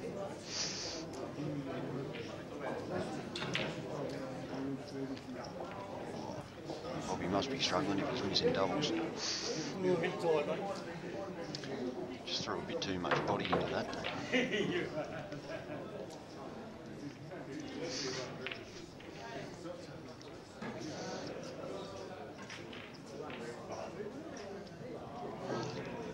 Coverage on the black here.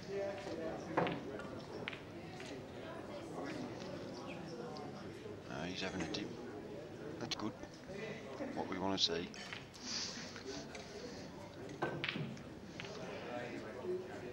We've had 200 frames of safety battles today. That's enough for me.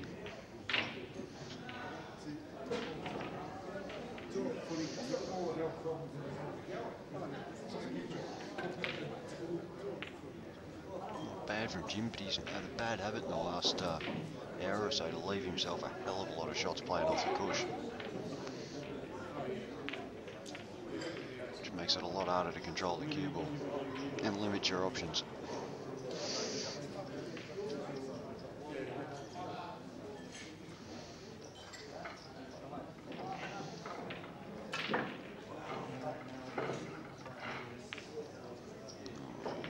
It's a good shot. Alright, 2 to go.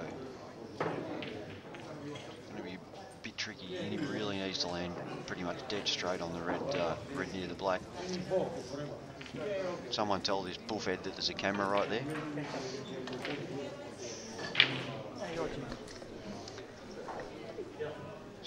Excuse me a moment, JR. Where you just stood to have a chat with someone, there's a camera right there, mate, so we just looked at the Tiger Woods shirt for about 15 seconds, so try not to do that again.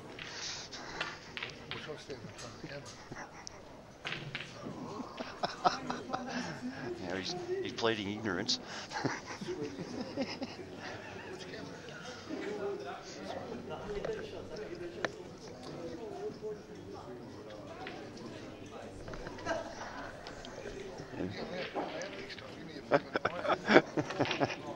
Everyone, that's JR in his red Tiger Woods shirt. As we all know, Tiger Woods wears red on the Sundays. So does JR. Now, did you see that shot then, Dan?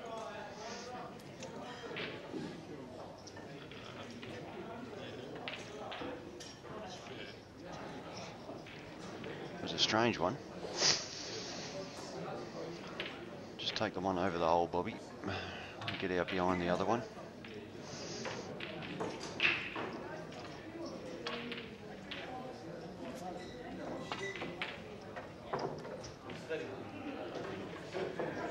Still not looking real smooth, Bobby, but just nice and easy. Run the white up middle, one in the corner, and you're fat on the black. Just land fat a couple of times. Right. He's going to have to slide this one past and bounce back up for it. Trying to get going, he just needs a couple of easy finishes.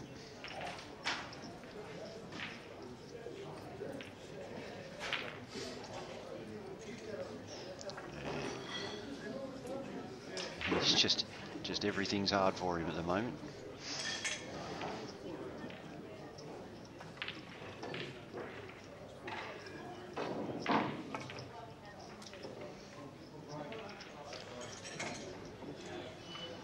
Oh, he could have left it in a worse position. This is that's a pretty tough do or die black for Jimmy. Huge for the confidence if he knocks this in.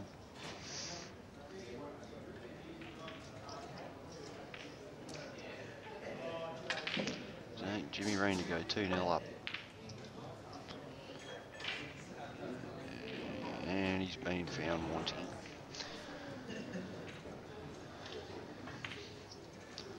So it looks simple. And can Bobby keep it simple? Yeah, he's thinking to himself, just land fat.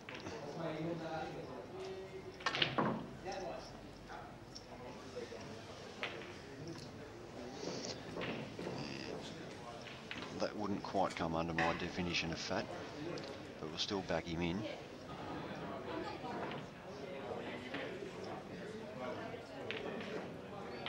And he's got it.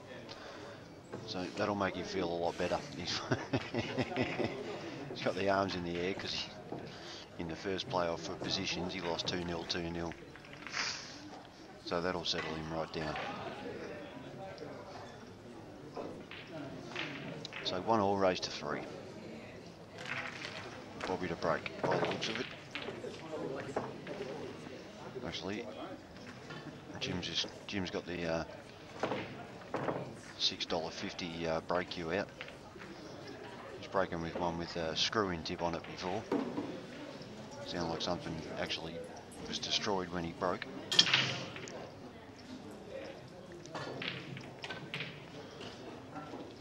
And no joy, open table. First crack for Bobby.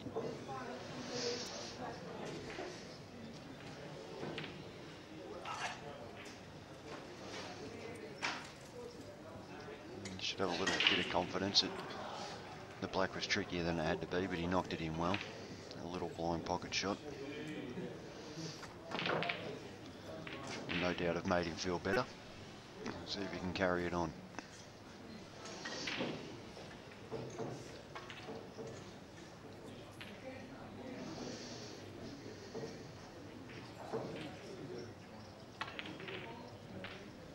Bit rude of Bobby to stand right in the line of the shot we're trying to watch. Yeah. Not to mention the camera just straight on someone's behind in the next shot. Why wouldn't you stand that close to the table when you're playing someone? Well, he's run this down the rail nicely, Bobby. That's a great shot.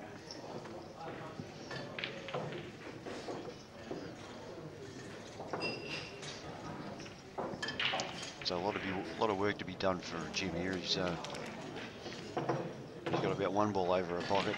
Everything else is either on a rail or over the wrong pocket that Bobby's already got covered. So Jimmy will be looking at the table going, all right, I've got 7 problems here. Which one do I start with? And he's opted for the just get one of the trouble ones off a cushion.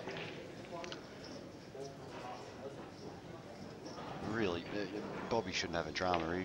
The one in the middle of these 3 yellows, he can just roll this down. He's got no problem there. It's almost, I won't say it's impossible to miss, but it's pretty difficult to miss. He's hit it absolutely terribly and it still went in.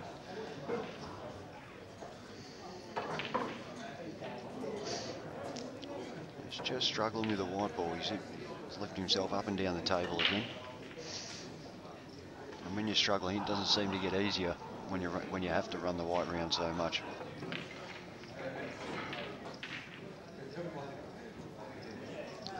I'll tell you what, if he's got the gap through there, it's a miracle, but I doubt it. Still in the middle though, so he's good. Just done a cross play, the one under the black.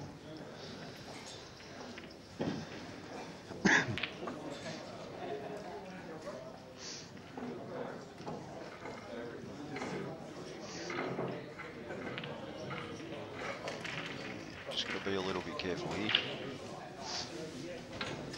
He's almost dead straight on it. If he screws back, he'll just be nudging the black. But you don't want to nudge it too far. You nudge it dead against the red. Just leave yourself on it. And he's overcooked it. Screw back to the proverbial car park.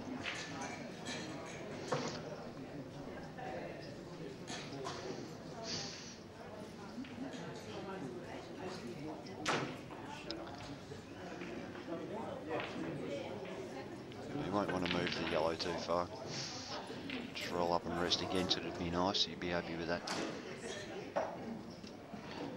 Pace is good.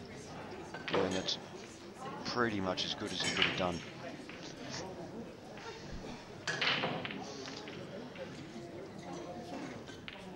Plenty of work to be done for Jim, but really in the box seat now.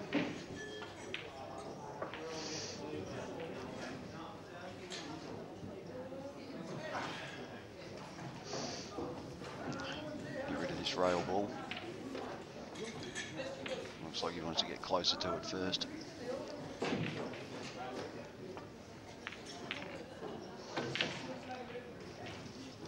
It's not a bad shot. Bump it down the cushaways.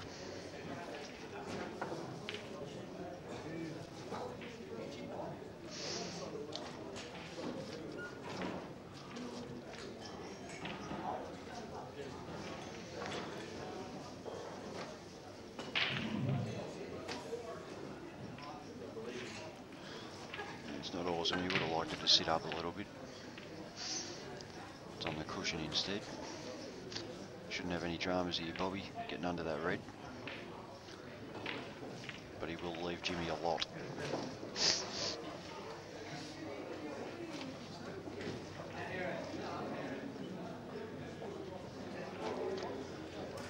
Pretty short race for a semi-final of a state title, but it's been a long day. These boys have been here since 9:30 this morning and still going, and being that it is the Masters, they're not the Iron Men they once were.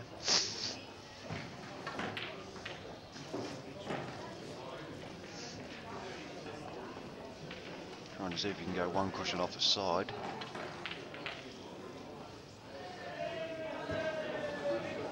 Up and down.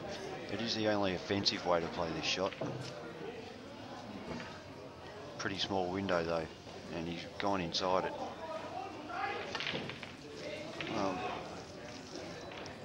It's actually not terrible. It's left it awkward for Jimmy. It won't be a foul snooker because he'd be on the one up the table if nothing else, if the jaw's stopping him from going across.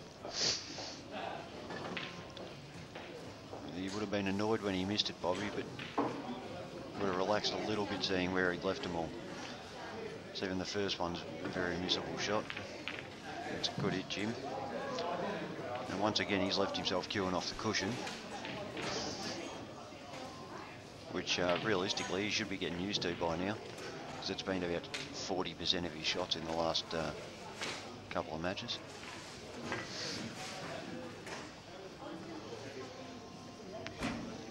Looking very determined.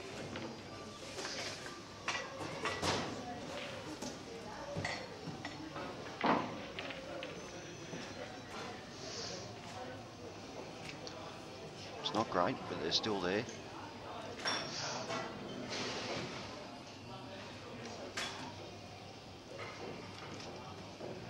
Really go for a coverage, I would be thinking.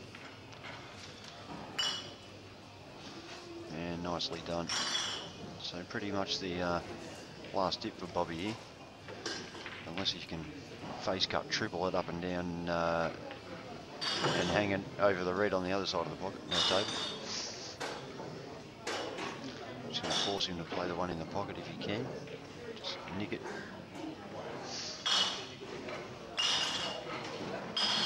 Well, once again, it's not horrible.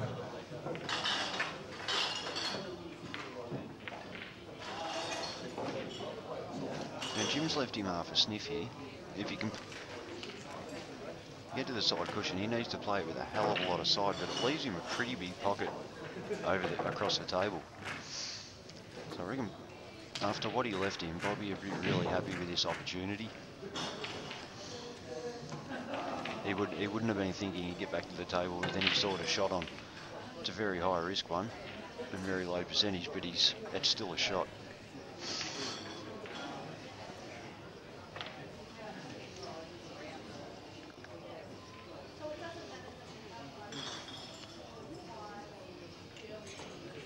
I'm very surprised he's not having a go.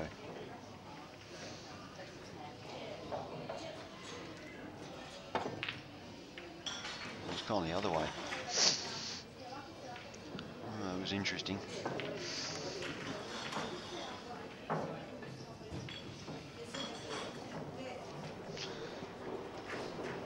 And Jim should be pretty right now.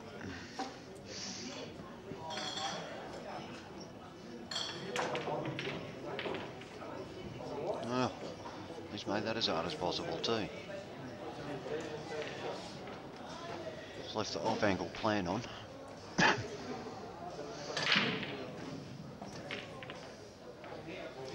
Which was very miserable.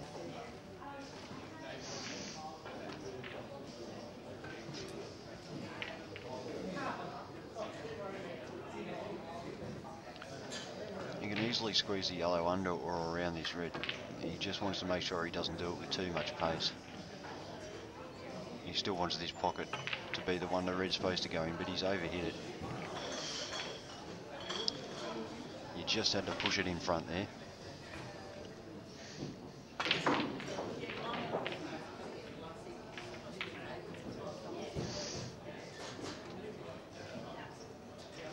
No dramas from Jim. He can, as long as he leaves the white this side, which he is, made sure he's done. Probably a touch too much. Depends how tight the black is.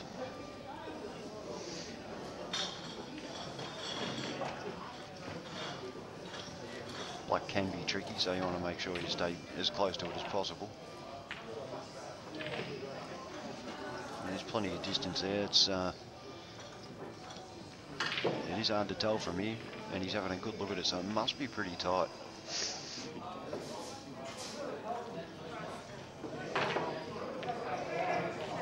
There the old glance off the two jaws and snooker.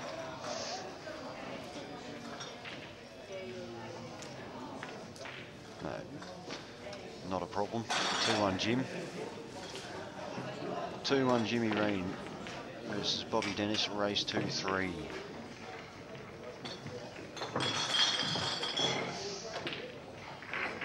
Bobby will just be thinking, why do I hit that so hard?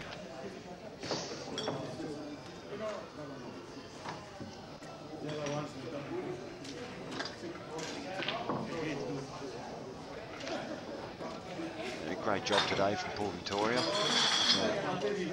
It's a long day, and they've kept it running as smoothly as they can for everyone. Andrea and Wani.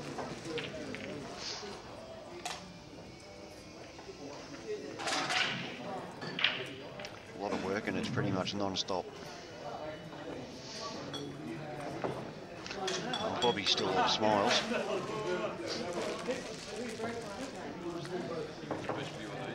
That's it. How you going, King? You're all set for the grand final, mate?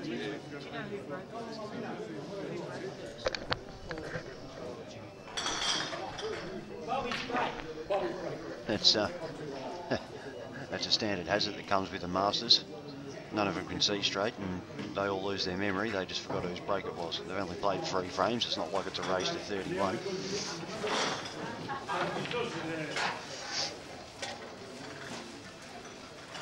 And Alzheimer's kicking in.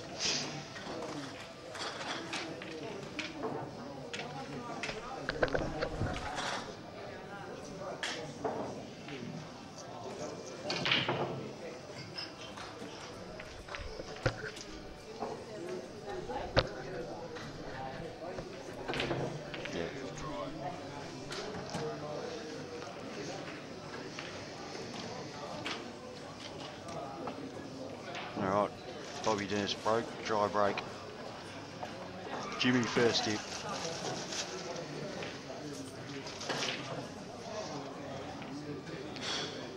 Thank you, of course, to CueballTV, Dan Lynch, coming down and make this all possible. Jim didn't look too pleased with himself there.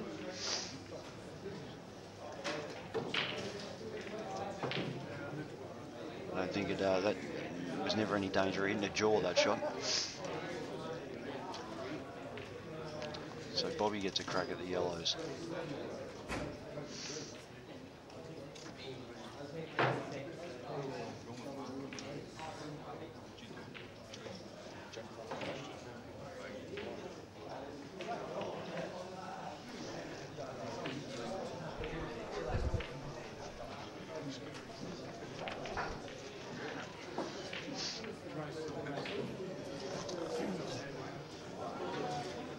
So Bobby got the yellows, see what he can do with them.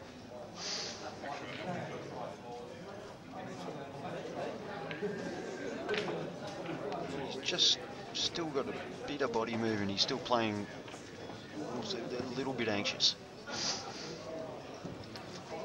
He's not going to get too many more opportunities, so he really needs to make the most of them now.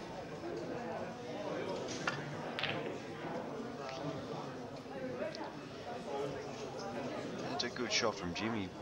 White ball wasn't awesome, but cleared the pocket. Should open up a couple of reds here too.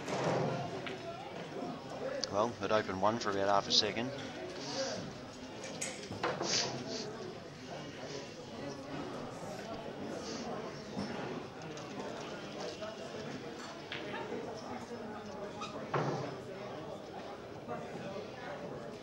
Coverage again. Oh no. He wants to finish this. That's a good angle.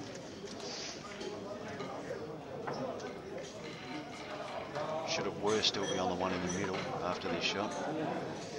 Just nudge into the yellow, kick that red down a bit. Like that.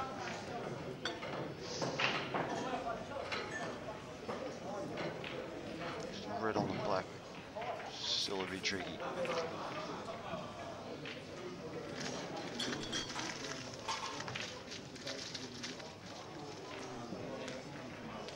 There's the money shot right now for Jim.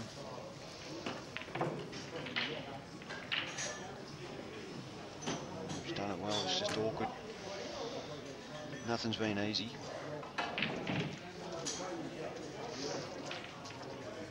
Just looking if he can stun this in the middle. Does he have enough angle on the red?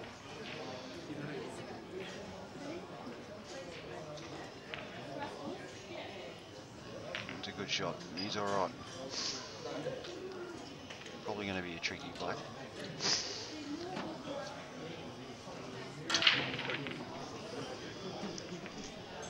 Unless he takes on the double, but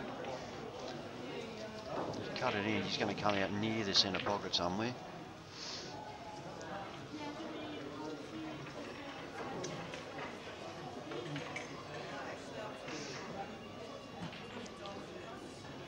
Trying to work it out.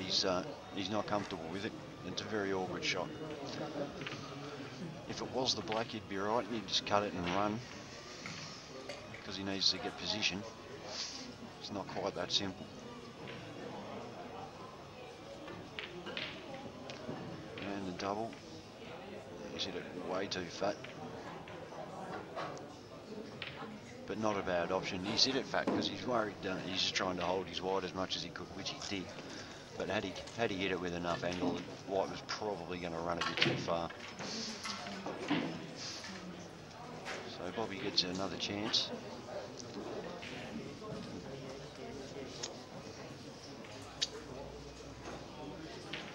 Just screwing back for safety here.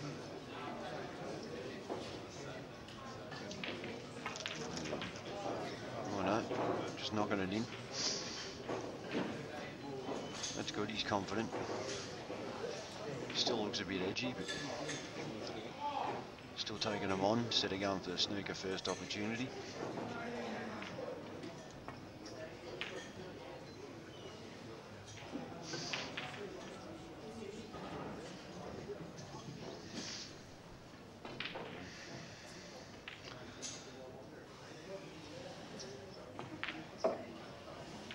alright. His next shot, he takes the one in the corner. He wants to leave the white about the same sort of angle on the one down the rail, so he can just roll it down dead weight, come out for the last yellow.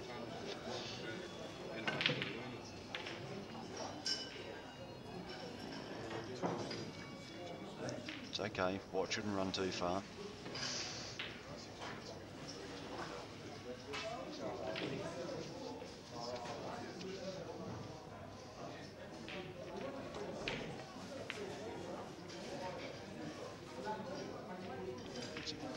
That's okay.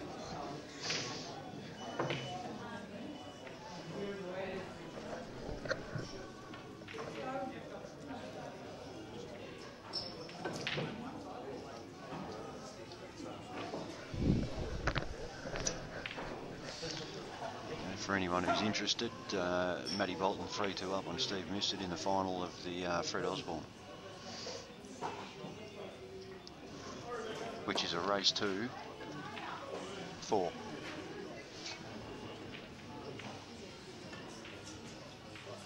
Just a containing shot from Jim there.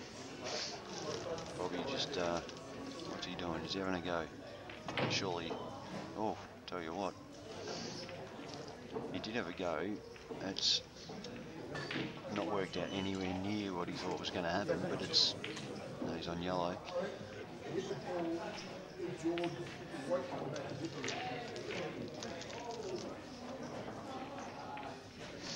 I don't know what the final call is.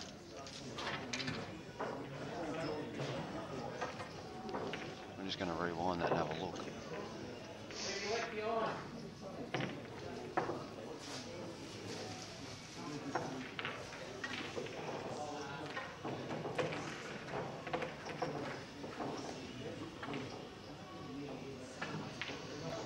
Yeah, well, we've just watched the replay and I wouldn't like to be calling it. I think in real time there's no way you could call that a foul.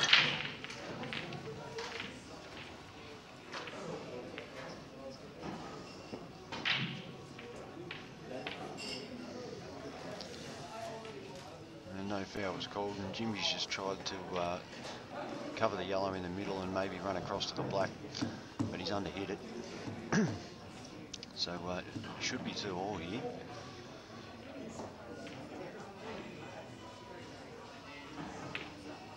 So one deciding frame to see who will play in the Masters final.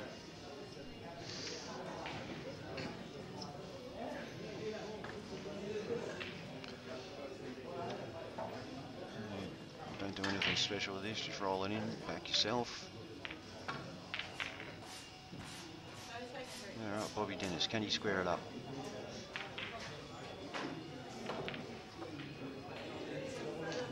Nice and smooth. It was about as smooth as Hessian undies, Dan.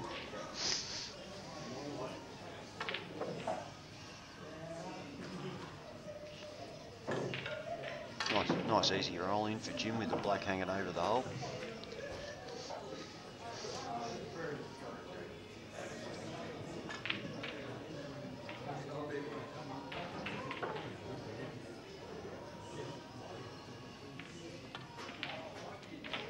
That's a great shot. Just held enough. Unless she's in a rest, anything could happen here.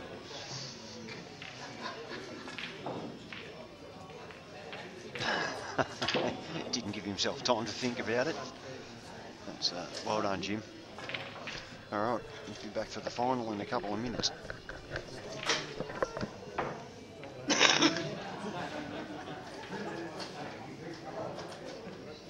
Well, you can't get 2 weeks off work, can you?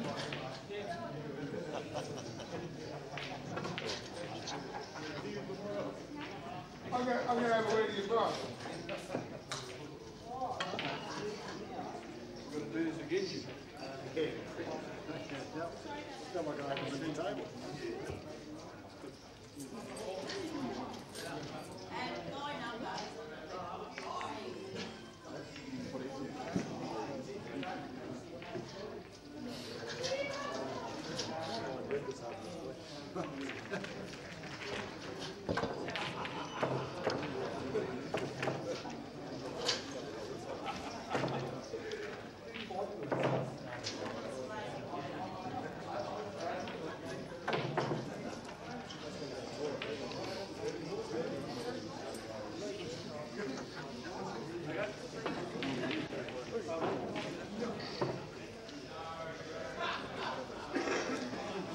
Split the money and go home.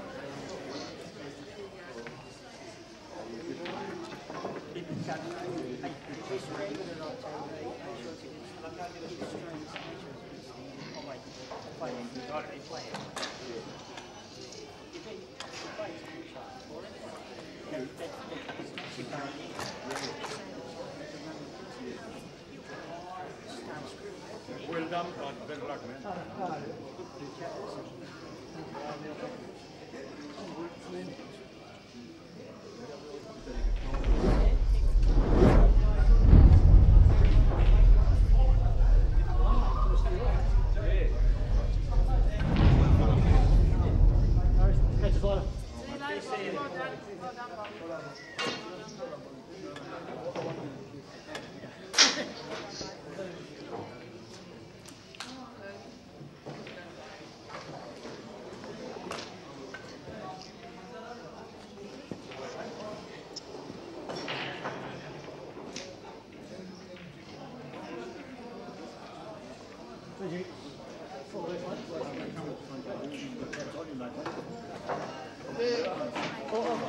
Somebody's off to start practicing, doesn't it?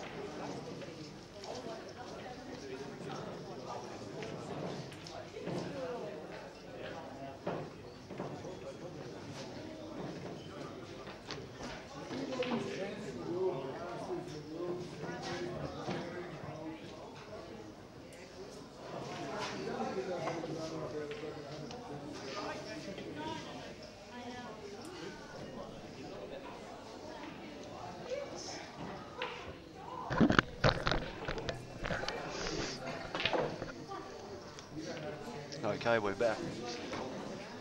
Opening frame of the Victorian Masters final between Brett Rogers and Jimmy Roon.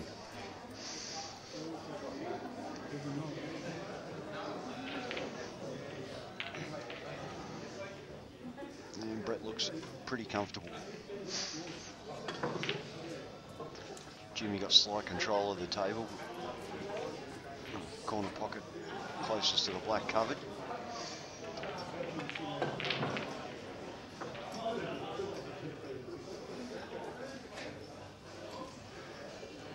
Do some damage here, Brett.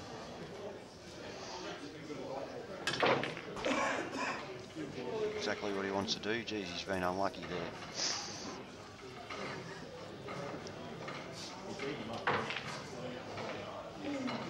You won't want to turn these all into safety battles, Brett.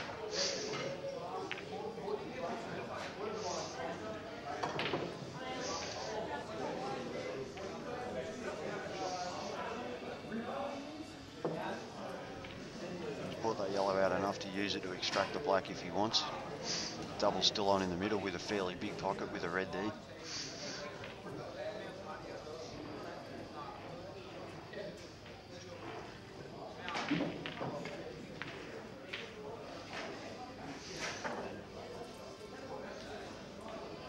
Still tricky for Jimmy. They're not impossible down the cushions here, but you don't want to be punching them.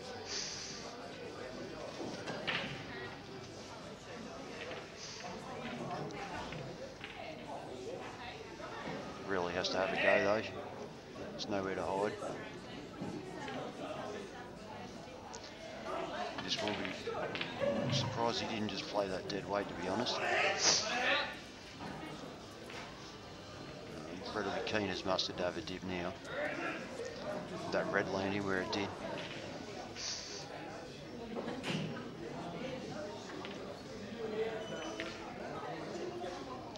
I know he's not real keen on the doubles on these tables, Brett. So he'll definitely extract the black if he gets the opportunity, if he gives himself the opportunity. Which could be right about now.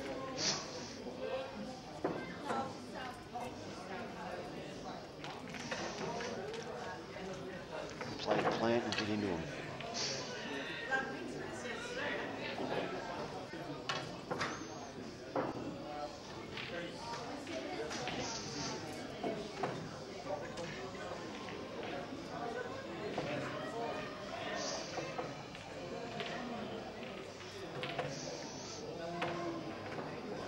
Opted against the plant.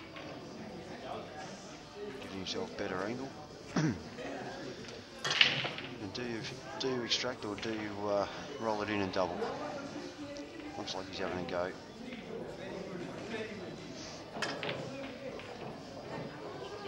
He's hit it well. He's a bit unlucky, double kissed and run past, but he's still got a double in. Yeah, he could play two cushions and go in the centre. I think he'd just punch it and square it up. He tried to, but oh no, he's gone straight in off.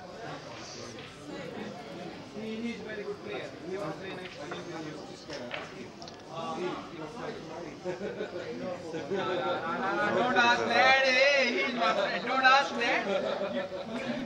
No, no, it's too late. Zaki, they're filming. Next time I'll get the Microphone. The microphone.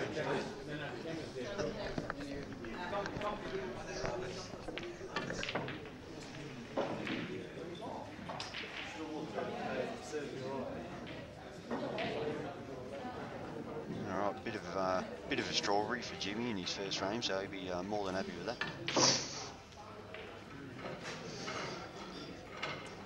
Two on the black. Let's drop it across, can't really go wrong.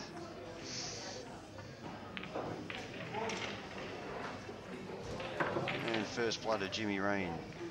Short race, only a race to 3 as I said. It's been a long day for these boys. Long 2 days actually. They had to go through 2 round robins yesterday and then come back and play a lot of frames today. So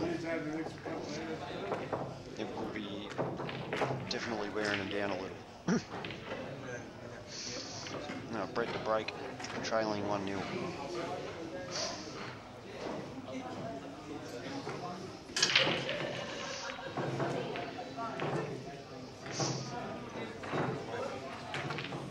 Now he's gone dry. First choice to Jim.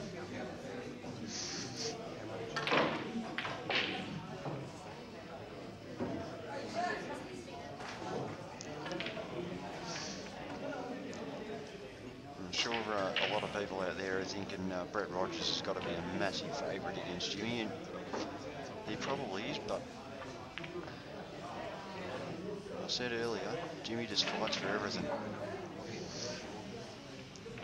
Never out of a match, and more importantly, he never believes he's out of a match.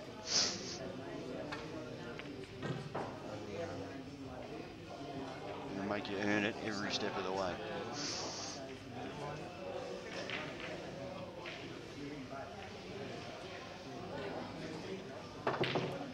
I've ever seen him play a loose shot.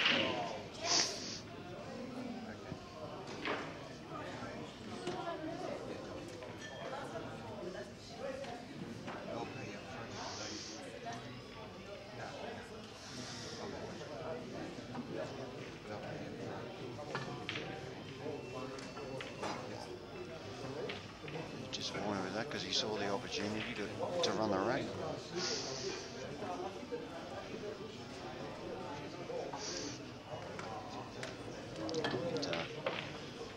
Tend to change my camera angle back so I can see what the hell's going on. Busy doing some dealings. Perfectly legal ones, I will add.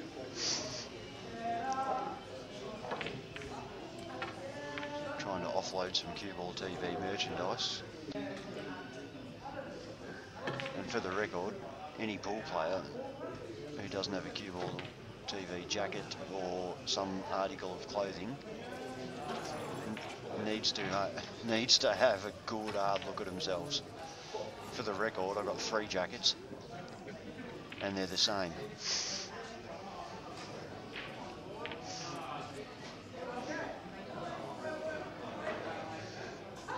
Alright, Brett, screw back for the double. Yes, as Barney just said, we're definitely looking for a new design so we can buy 3 more each.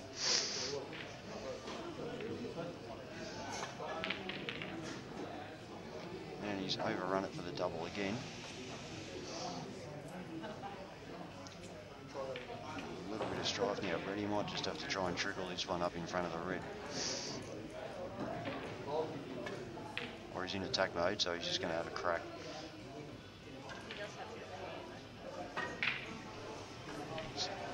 Yeah, it is my cue, so it's not used to laying balls up.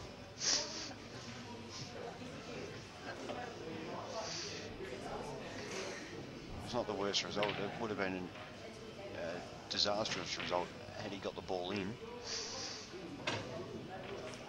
And he set it up near the hole, and he has left Jimmy a tough starter.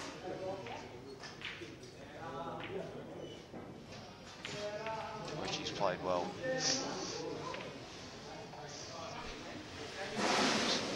One good positional shot here, and should be pretty right.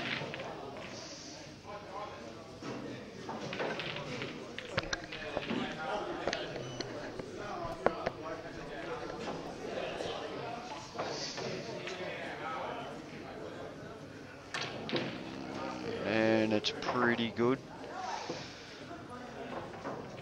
Straight's fine.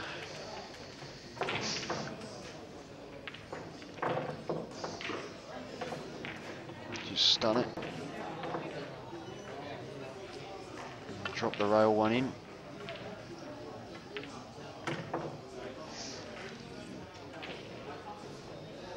Probably be planted in the middle on the other side. Don't worry about where everything else is, Jim. Just knock it in. Oh, it was a bit finer than it looked. And just for the hell of it, he's left himself on the cush again. Which has not been his friend today. So tricky, Black. You'd expect him to make, but...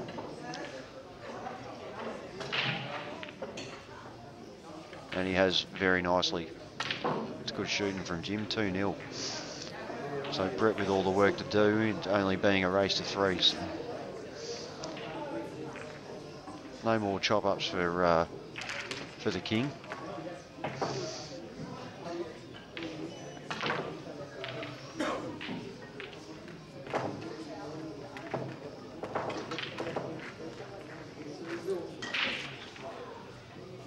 Oh, just quickly again for anyone who has just tuned in, Victorian Masters singles and team selection.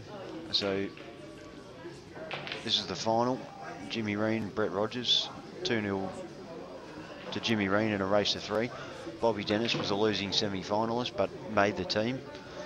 So that Steve Gray already being in the team for being current Australian Masters champion. So that's your team: Steve Gray, Brett Rogers, Jim Reen and Bobby Dennis.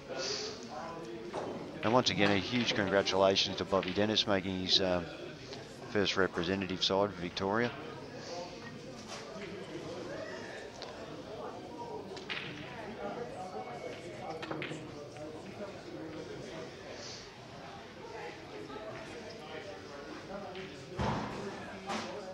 Nice to see someone who's been playing for that long a time and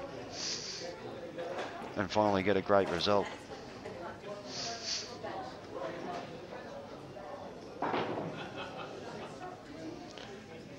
Alright, well, that was open table, and Brett's just had an absolute slap at him, which did absolutely nothing. So Jimmy probably trying to work out how to get on reds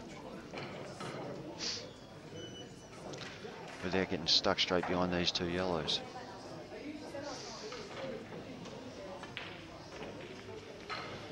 She's just managed to do.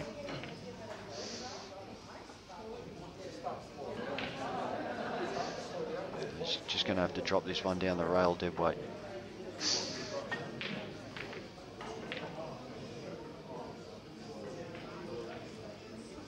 No, he's found something else.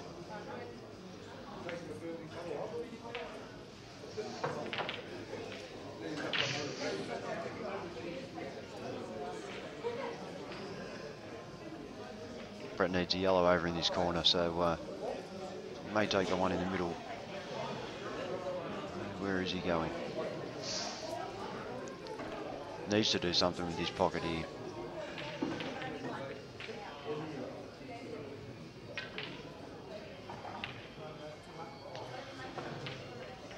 Has he got enough to screw into this yellow?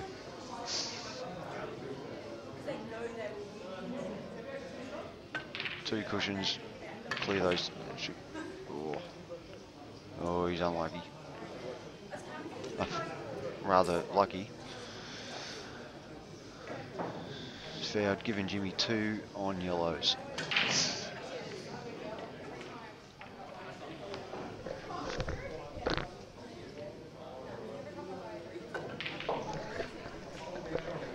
Two on reds on fire at the moment. Just coverage, no real bonus that shot. Doesn't put him in any better position.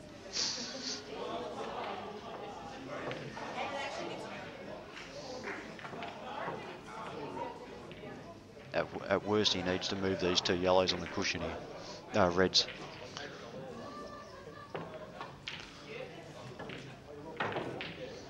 Well, a few loose shots from the boys here. I think Brett really needs to take advantage of this.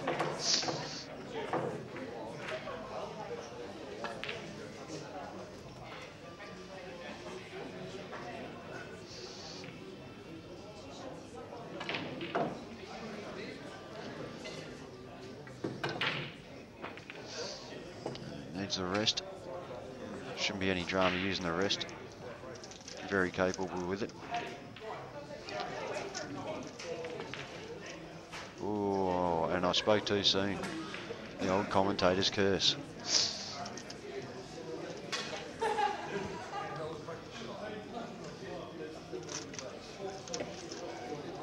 Now, Jimmy, being the experienced player that he is, will no doubt have recognised the looseness with which he played at his last couple of visits. So he's trying to do the right thing here.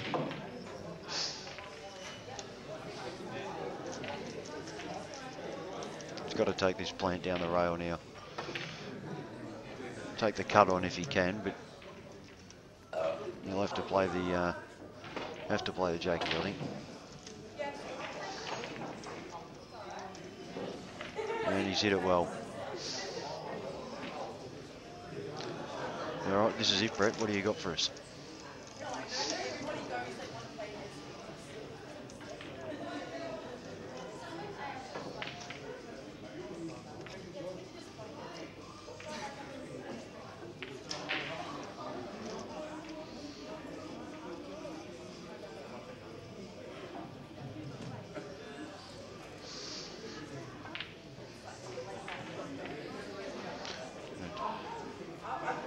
Doubling this up and down.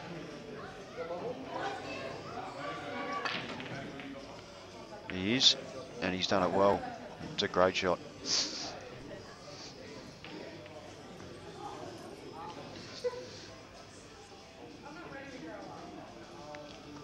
Really tough positional shot if he's not on this yellow now.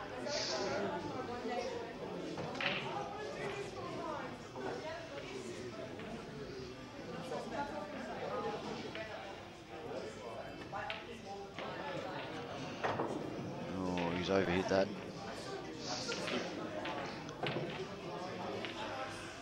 It's going to take some magic now.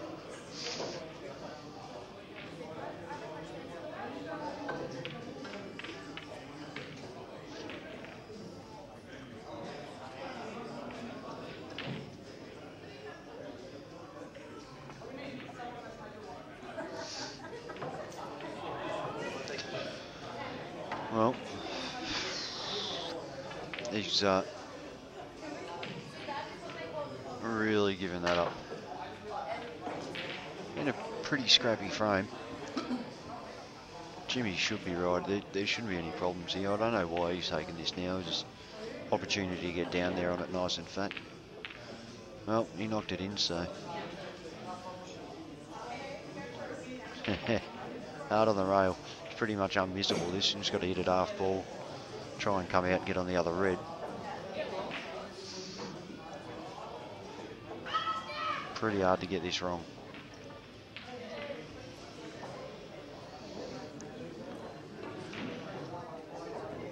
Probably just want to run through, nudge off the inside of the black to keep the angle for the last red.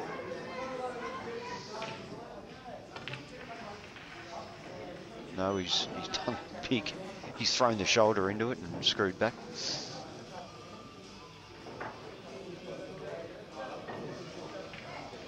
So one good shot for Jimmy, and he will be Victorian Masters champion.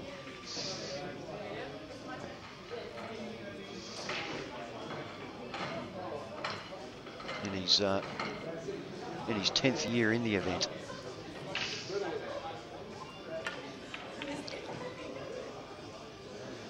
Well, that's not awesome, but he's not on a cushion. We can actually cue at it.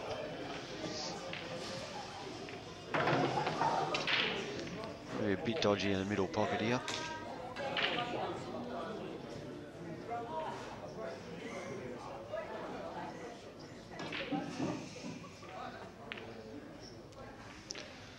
And Jimmy Reen, Victorian Masters champion, Brett Rogers runner-up. Congratulations to both of them for making the Masters side, and will be representing Victoria. And obviously my cue did alright for Brett today, but it couldn't get him over the line. Thank you to all the participants. Great event, some good pool. Thanks to Pool Victoria, the Bar 8, and most of all, CueballTV. Cheers, Dan. You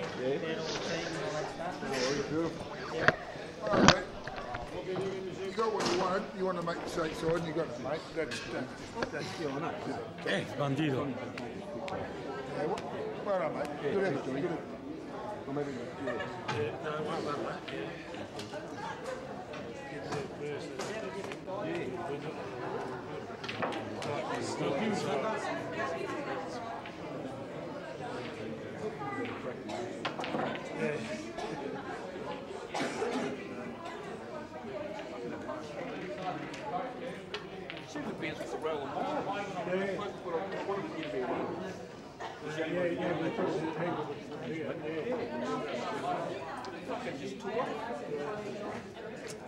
You better get in the store next week. Each contract. Through instructions.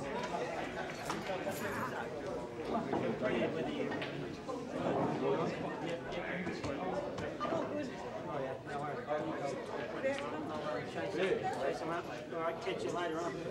Well done, Brett.